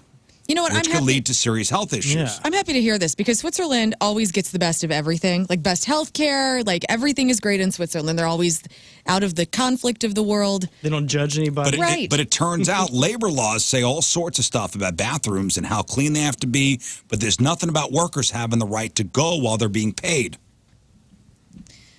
So these are their Switzerland demons. So these right are here. Switzerland problems. The Swiss worker has to clock out every time they go to the bathroom. So it's not that bad here, guys. Anarchy. Yeah. That'd be anarchy around here. Yeah. All right, next email. Hey, everyone. Hello. Hey. I've been sitting around loathing the walkie-talkies my parents bought for my kids. with the constant call button that my kids were just smashing over and over and over. So I decided to torture myself with other ideas that would be great but terrible gifts for kids to tortures. Here's the rank of my list. Number 1, a whistle, such as one that a ref would have during a pro football game. Number 2, the aforementioned walkie-talkies, constant call button, mics get close together, deafening feedback, utter nonsense, jabbering kids all over the place, and a drum kit. I rank drums lowest, as the noise can be isolated to home only. The other 2 are a lot more mobile and way more annoying. What other gifts could/should be on this list, and do they rank higher or lower? Thanks to show is okay. 3 out of 5 stars. Weirdo Nick. What's the worst gift you could give a kid? I once gave my buddy's kid this incredible Hulk toy that was like the Hulk was in a cage. Yeah. And you press a button and Hulk freaks out and smashes out of the cage. And then you got to reassemble the cage around the Hulk action figure. Every time? Every time. Damn. And I dropped it off before Christmas and didn't see him for a couple of weeks. And then I came back and I was like, hey, did your kids get the gifts I left? And he's like, hey, you want me to beat the hell out of you now or later for that one? And I was like, why? He doesn't like it? He goes, no, he loves it. It's his favorite thing, but he can't put it back together. So he presses the button, it explodes, and then he cries until someone comes and reassembles it for him. Any gift you give a kid that causes the parents to do work, like a toy is supposed to be you give to a kid and it just goes off on its own so a parent can get a break. Yeah. Not something that caused the parents to work more. True story, there's only 2 gifts that I think that should be outlawed if a non-parent gives. Okay? A drum set and a dog.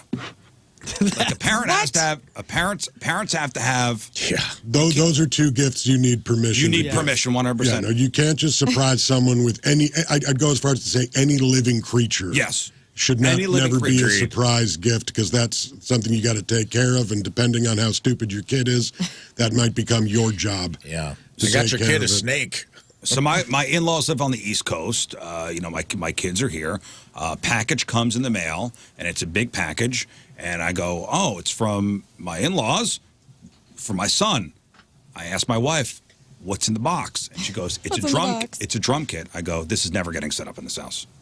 Yeah. Now, I will say if it's an electric drum kit. Nope, this was a full-on. No, that's cool. But if you do gift an electric drum kit, at least you can plug in headphones and the kid can sit there and bang away and you don't have to hear so my son at the time was 6 or 7.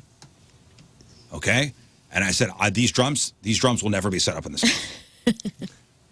And your kid better become Keith Moon. That's the only way. And every time my mother-in-law came, where are the drums? I go, I just haven't gotten around to them. I finally set the drum kit up. The kid had no interest. Thank God. Gave him away. That's awesome. Thank God the kid had showed no. We even tried to get him drum lessons. Showed no interest. Thank God, dodged a bullet. All good. I would add a butterfly knife to the list. You can't give other people's kids. I've tried. Weaponry? Just depends on the weapon and the age, but I'm like, hey, I got your 7-year-old a butterfly knife. Have fun with that. The kid's like hands are just bleeding everywhere. And honestly, there used to be these, I don't know, I think everybody got these, at least I know the poor kids always got these for Christmas down where Lern and I are from, but it was those like knockoff Walmart. It was like a ray gun that had about 13 sounds it would rotate through. Oh, I remember those. They'd be like, oh, I know exactly what you're talking about. Every time you pull the trigger, it would make like a different annoying noise. Yep. I swear to God, man. I think my dad punched holes in the drywall over these things because and the batteries lasted forever. When we were kids, our neighbors gave us a gift, and it was a mirror, just like a hand mirror. Mm-hmm. But every time you picked it up, it screamed. Oh. And it was a gag gift, but if you don't know that. Yeah, right. You're frightening. Scared the crap out of my grandmother one day. Don't give a kid something that makes noise. Yeah. Don't give old dads either. Sorry, Sky, I stepped on you, but we have like this chicken thing that my stepdad like loves, and it screams its head off like if you move it. I mean, even grown-ass men are childish. How about you do this? Give the parents cash. Let them buy something for the kid. But what if it's really nice? Like I found a recorder that was super fancy, and I gave it to like Moon a flute. Yeah, and I gave it to one of his kids for their birthday.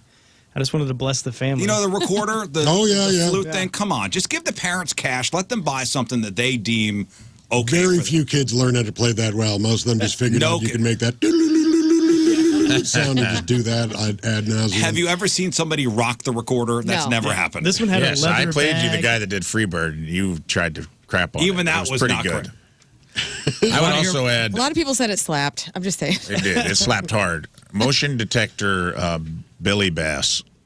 Oh, no. Man, that made my parents, because like they had the ones that you press the button, and they had the ones if you walked by, they just went off. Mm-hmm. And I would sing like "Don't Worry, Be Happy" or "Take Me to the River" by Al Green. You want to hear the guy playing Freebird on the recorder? Yeah, Have you dude. heard this, Trevor?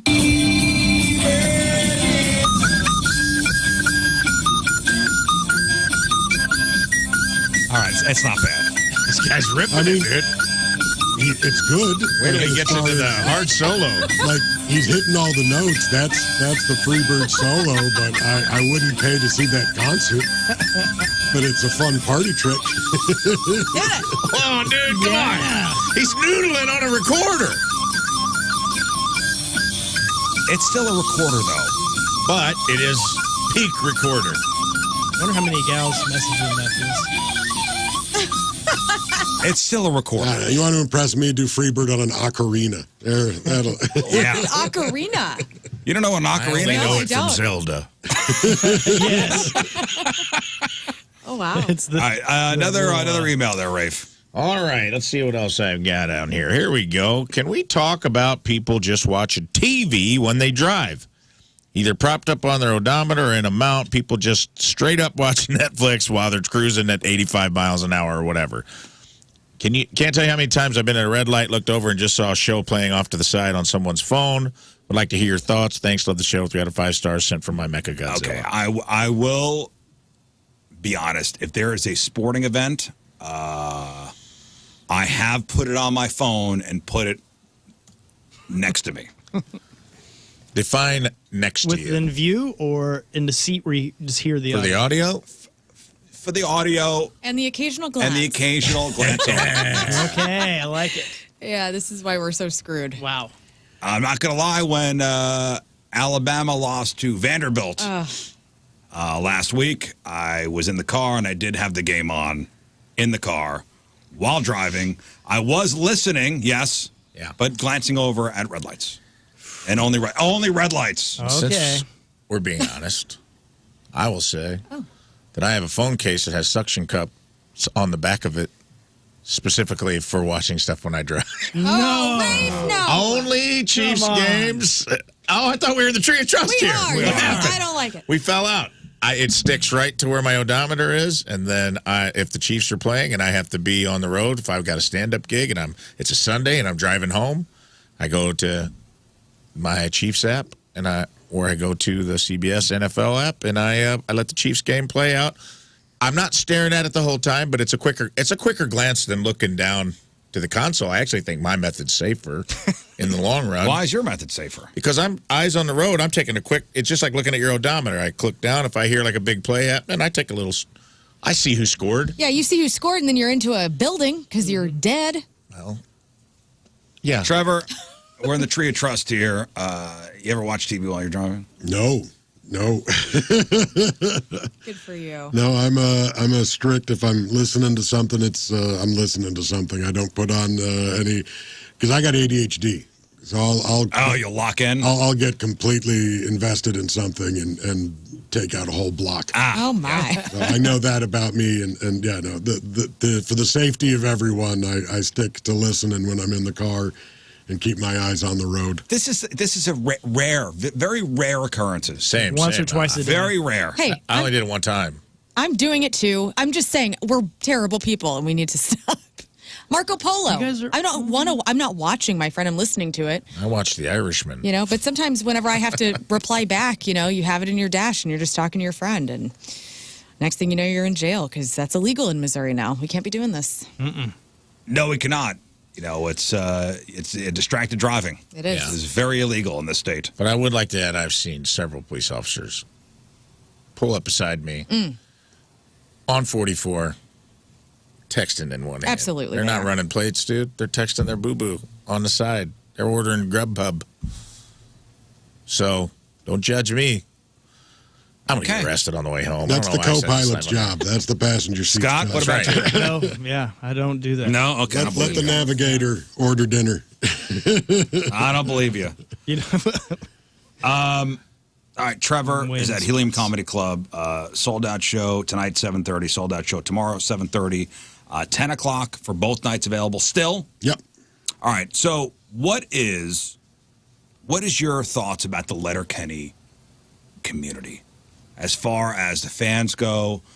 I could imagine a fan has crossed the line with you at some point because you guys have a very rabid fan base. Yeah, I'm lucky in the sense that, like, you know, I mean, most of the fans I've had encounters with have been very positive. The people who come out to my shows, I actually, with pride, I get complimented a lot like, from the comedy clubs about the audience that comes out to see the shows. But, you know, the gals on the show have had a lot of inappropriate messages sent to them, and that's more where the guys really start crossing the line is, you know, when they're trying to shoot their shot at at Miss Katie's or at Bonnie McMurray's. But the people I end up having more problems with are the autograph hounds and the hobby shop guys. Oh. They tend to cross the line more. I had a guy somehow get a hold of my home address and send a package to my house claiming to be a kid with cancer looking for an autograph. Oh, my goodness. And I threw his name into the old Google machine just to do my due diligence and found him. And he was not a young kid with cancer. He was a grown man who owned a card and comic shop and was just looking for... Whereas you probably would have just signed it anyway. Yeah.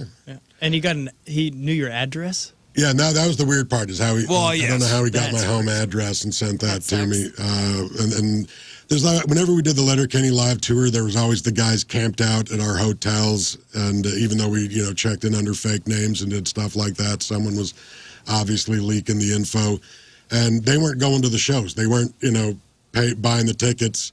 They were just camped out trying to get free autographs, and it's like, look, if you're going to make money off my name, give me something for it. There you go. Yeah. The fact that somebody sent something to your house is crazy, or, tries to contact you at a hotel.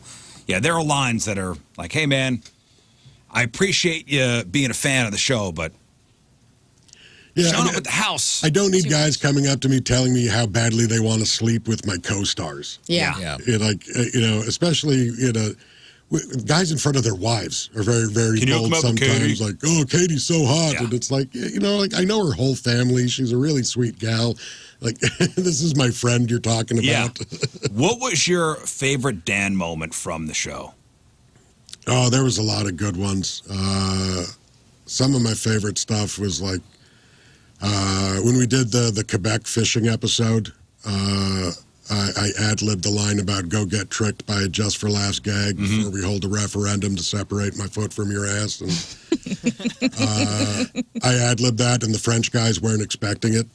And they all stood up afterwards and were like, okay, that one broke us. We weren't expecting that. That's awesome. A lot of the ad-lib stuff was a lot of fun. And doing the catch scene was a good time.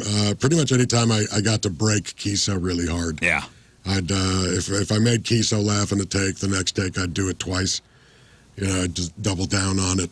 But no, we had a lot of fun shooting that show. We called it summer camp. Just every year we'd go up north for a couple months and hang out with our buddies. Yeah, some of our listeners are asking, would the Letterkenny tour ever be a thing again? I mean, never say never.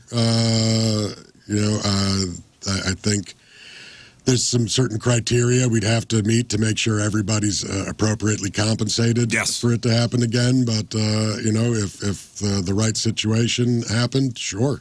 Yeah. It's a great group of guys to work with. And, the only reason we wouldn't do it has nothing to do with the quality of the people we'd be working with. Yeah. So the window's not fully shut. Not for me. Not for me. you. I can't speak for anyone else. It's a lot of people, but I still talk to Jared. On his birthday, I'll send him a message. And Christmas, I'll probably give him a call.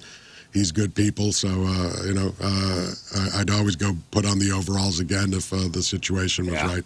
All right, awesome. Cool. That's great. Well, listen, enjoy your stay in St. Louis. Thanks so much. Have some barbecue. We have some great barbecue joints around here. You're told the baked ravioli, Toasted ravioli. Oh, you got to try it. Tell this guy where to go to eat. We'll give you some names. We'll give you some handle names. The great Trevor Wilson, or I should say, Kay, just to avoid confusion. All right, we'll take one final break. We'll come back. We'll wrap her up.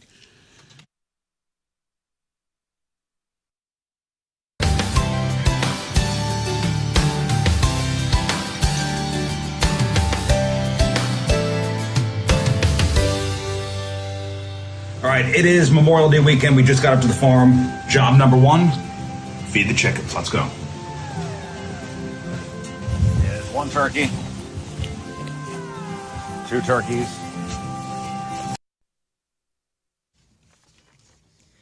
So we just had Trevor Williams Wilson on the show, and you know that he is a fan of hockey. If you've ever seen Letterkenny, well, I got some good news. Your kids might be into hockey, and there's a great way to find out if they really want to stick with it and they want to start playing hockey. And that's why you got to go over to First Community, because they're presenting the Little Blues program. Now, the St. Louis Blues, they offer a low-cost learn-to-play program that allows kids to experience hockey for the very first time, intended for kids ages 4 through 9 that have never participated in organized youth hockey. And the best part is all a reasonable cost. So you get your kids 6 weeks of on-ice instruction over at the Centene Ice Community Center, same place where the Blues practice. A beautiful, beautiful place, and a great way to start your hockey experience. And a really wonderful thing is that with the registration fee, your equipment is included. So that's your helmet, the stick, the pads, and yes, even those expensive skates, all included. So swing by First Community today, and if your kids are interested in hockey, this is a way to get them started. I mean, absolutely amazing opportunity. Go to First Community. That's firstcommunity.com.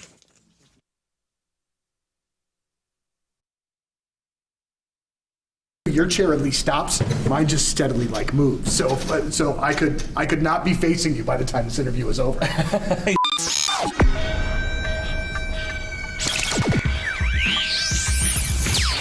All right, so here we are, Enterprise Center, gigantic sold-out show with 21 pilots tonight.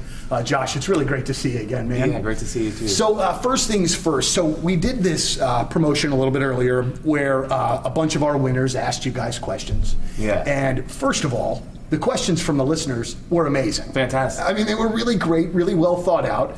But also what I really appreciated, man, is that you and Tyler took the time to really answer the questions. It wasn't just a little goofball, smart ass answer and then move on. You guys really took the time, and you could tell that everybody appreciated. I think it just shows the kind of guys that you guys really are. You know what I mean? That you genuinely appreciate these fans, and it's not just a lip service situation. Yeah, I think, well, that was really cool, that format, by the way. I think we've done a few like that, but it's a little bit less common to kind of have people in a room, people who have invested and actually have really cool questions to ask. And I think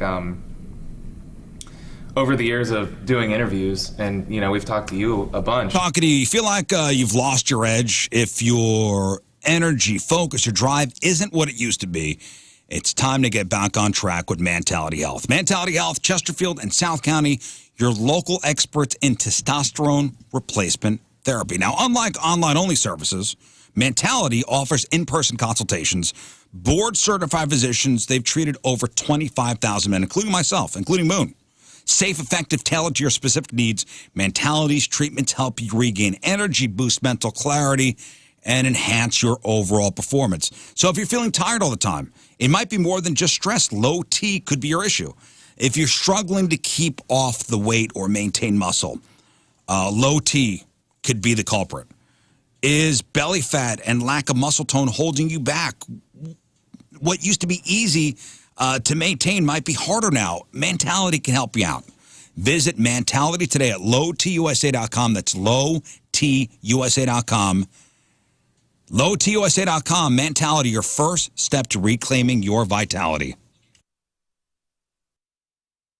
Joined in the Point Studio now by the mastermind behind Ghost, Tobias Forge. How are you, man?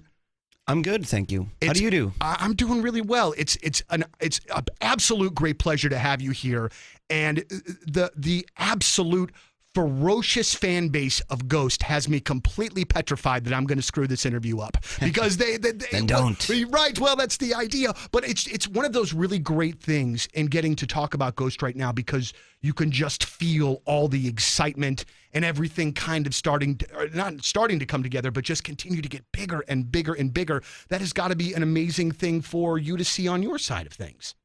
Of course it is. I mean, I've done many records in my life that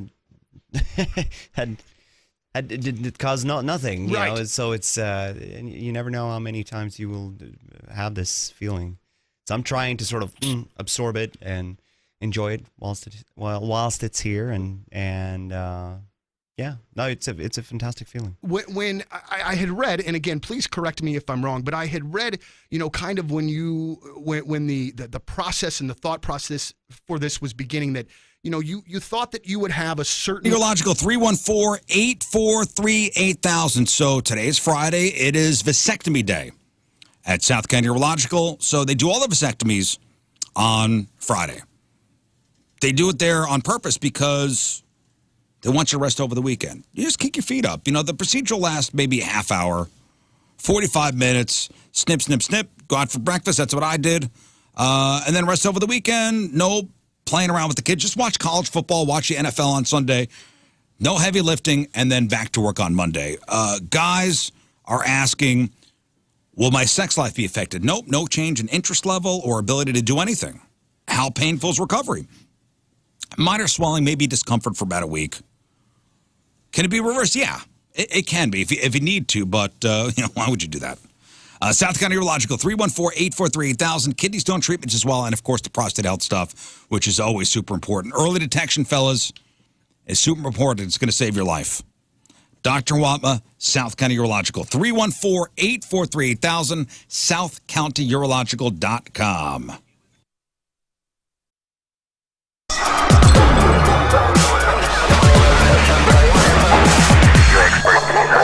That's right. Yeah, we don't want to do anything to scare your children. That's the last thing we want to do. We don't want to scare anybody.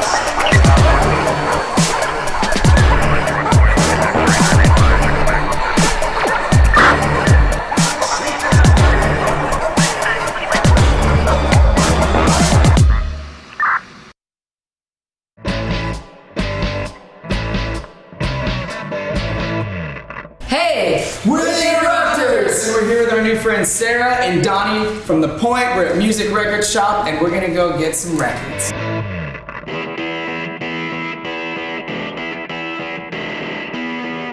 Reggae and ska. This record is going to change your life. It really is. This is nightclub, gangsters, Rudy, A Message to You, Rat Race, man, Ghost Town. So we come, Interrupters, before we come out on stage, we play Ghost Town, and it's on this. You just have to get, this is, I insist that you get that one. Okay.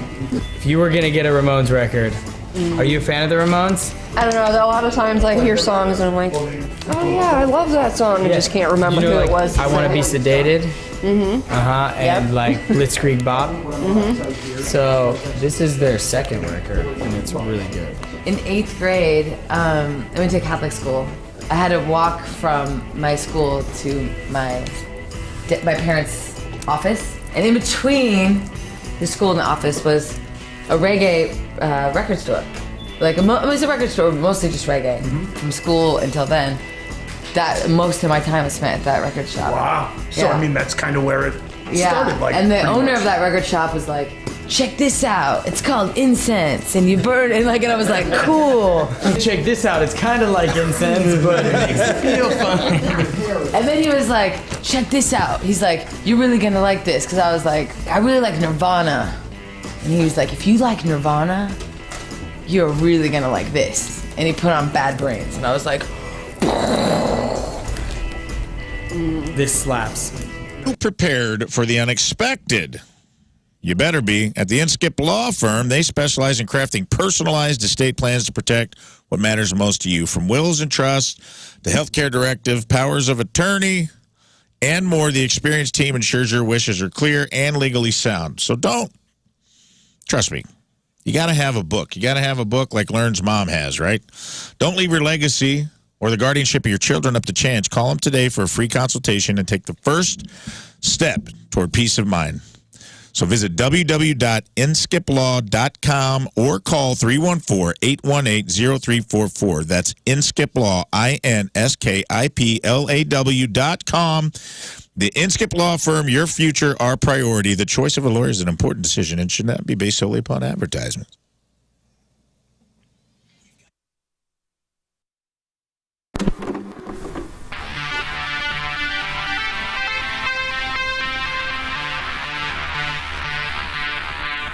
It's 105.7 The Point. Donnie Fandango backstage, way back Point Fest, Goldfinger, and we got everybody. How you guys doing? Band. It's great to have Woo! Thanks for having us. Well, and welcome back to St. Louis. I know specifically people were absolutely stoked to see you guys and have you guys back here. And, our buddy Moon is waving that Goldfinger flag when you guys aren't here, man. Moon rules. Yeah, pretty much. I've known Moon way before Moon. Thanks, buddy. He's a really good man and an incredible musician, and it's an honor to have him in the band with us. Really, really incredible. Thanks, and I say this, and we're going to do this. We're going to make him feel uncomfortable. We're going to talk about him right in front of him, all right? But you have access to probably thousands of musicians. Moon, we see what Moon does with Greek Fire and things. What was it about him that you wanted to bring him into Goldfinger? Obviously, he can do a lot of stuff. AntonsHVAC.com, ANTONSHVAC.com. That is the online home for Anton's air conditioning, heating, plumbing, cooling, and energy experts. They are incredible, and I know that you've seen those beautiful bright green trucks and vans out there. They are warehouses on wheels that say Anton's really big. They are helping your neighbors make sure that they have total indoor comfort, and they can help you too. I would know. I've had them in my home to do replacements, repairs, and an energy audit. My home is more comfortable than it's ever been and much more efficient. Keep it safe, keep it efficient, and do it with the best. That's Anton's. Out with the old, in with the new. Right now you can save big, 25% before 2025, so act now. Plus special financing options. And ask them about their Heroes program that helps out veterans and first responders. They do it all at Anton's. Plumbing, heating, cooling, and energy experts. Book your service now. Make your home more comfortable with Anton's. And tell them Moon sent you. AntonsHVAC.com. ANTONSHVAC.com.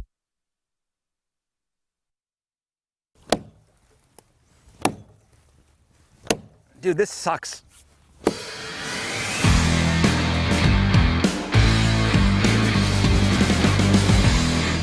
Hey, welcome back to the farm. So a couple weeks ago, a storm blew through and knocked a big ash tree down. So I got a tree that I need to kind of get rid of, or at least saw down a little bit. So, of course, I got the pro, Mark from Curl Landscaping, with me. So, Mark, not only do you put trees in, yes, sir, but you take trees out. Yes, sir. Full service. So you see what we got here? Yeah. So I think it might have been dead before it fell. Yeah. But who knows what kind of wind blew it over? We just came down here and it was felled. Yes, sir.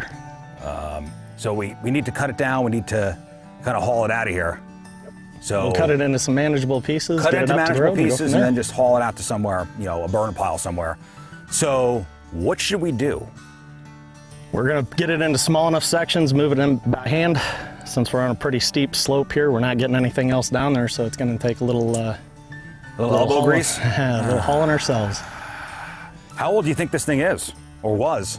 It's 60 plus. 60 plus years old? Oh, yeah. So I guess we should just start sawing pieces off and make them manageable sizes. Yes, sir. Okay.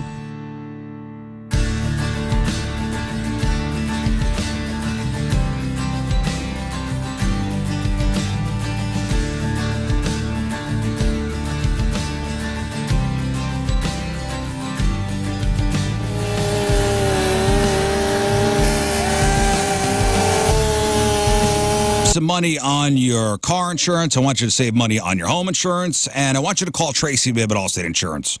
Tracy's amazing. She's been my agent for, over 10 years now.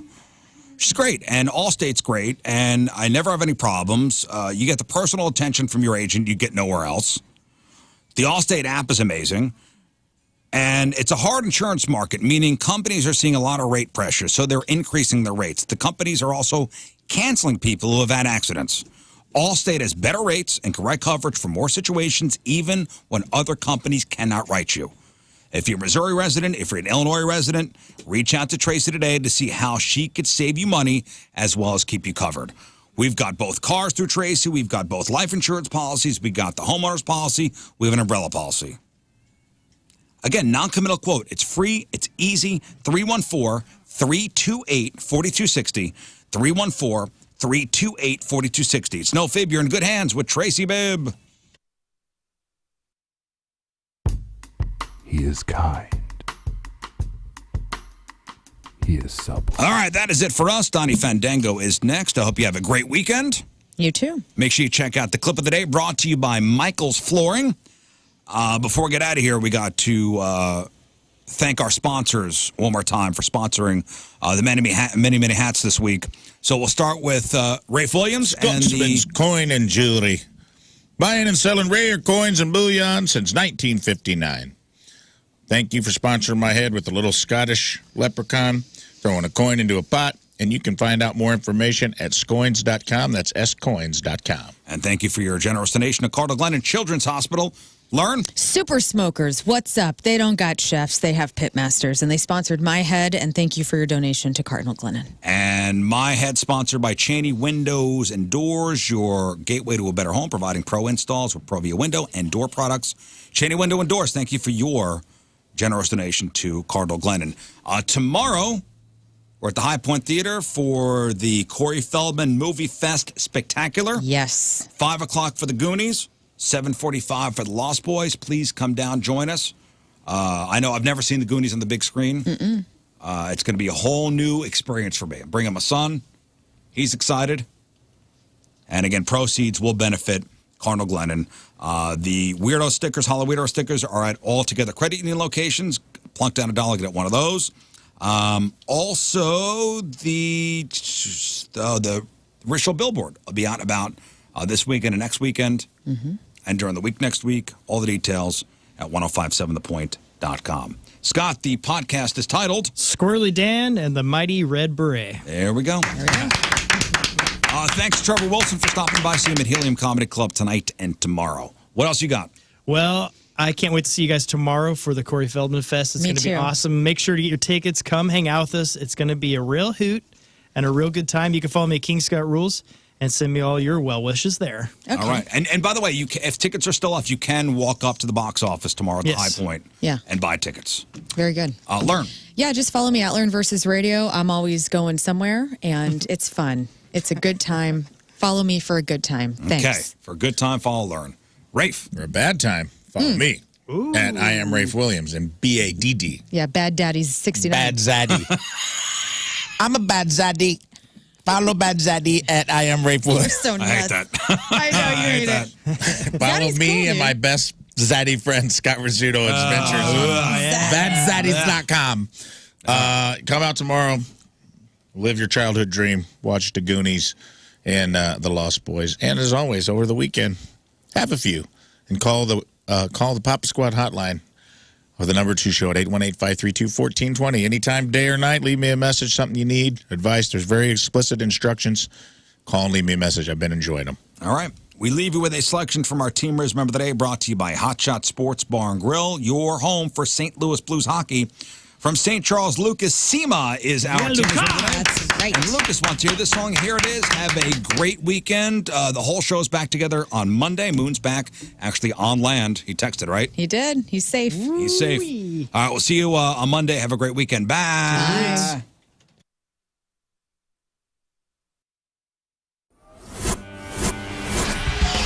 It's a nerve-wracking day.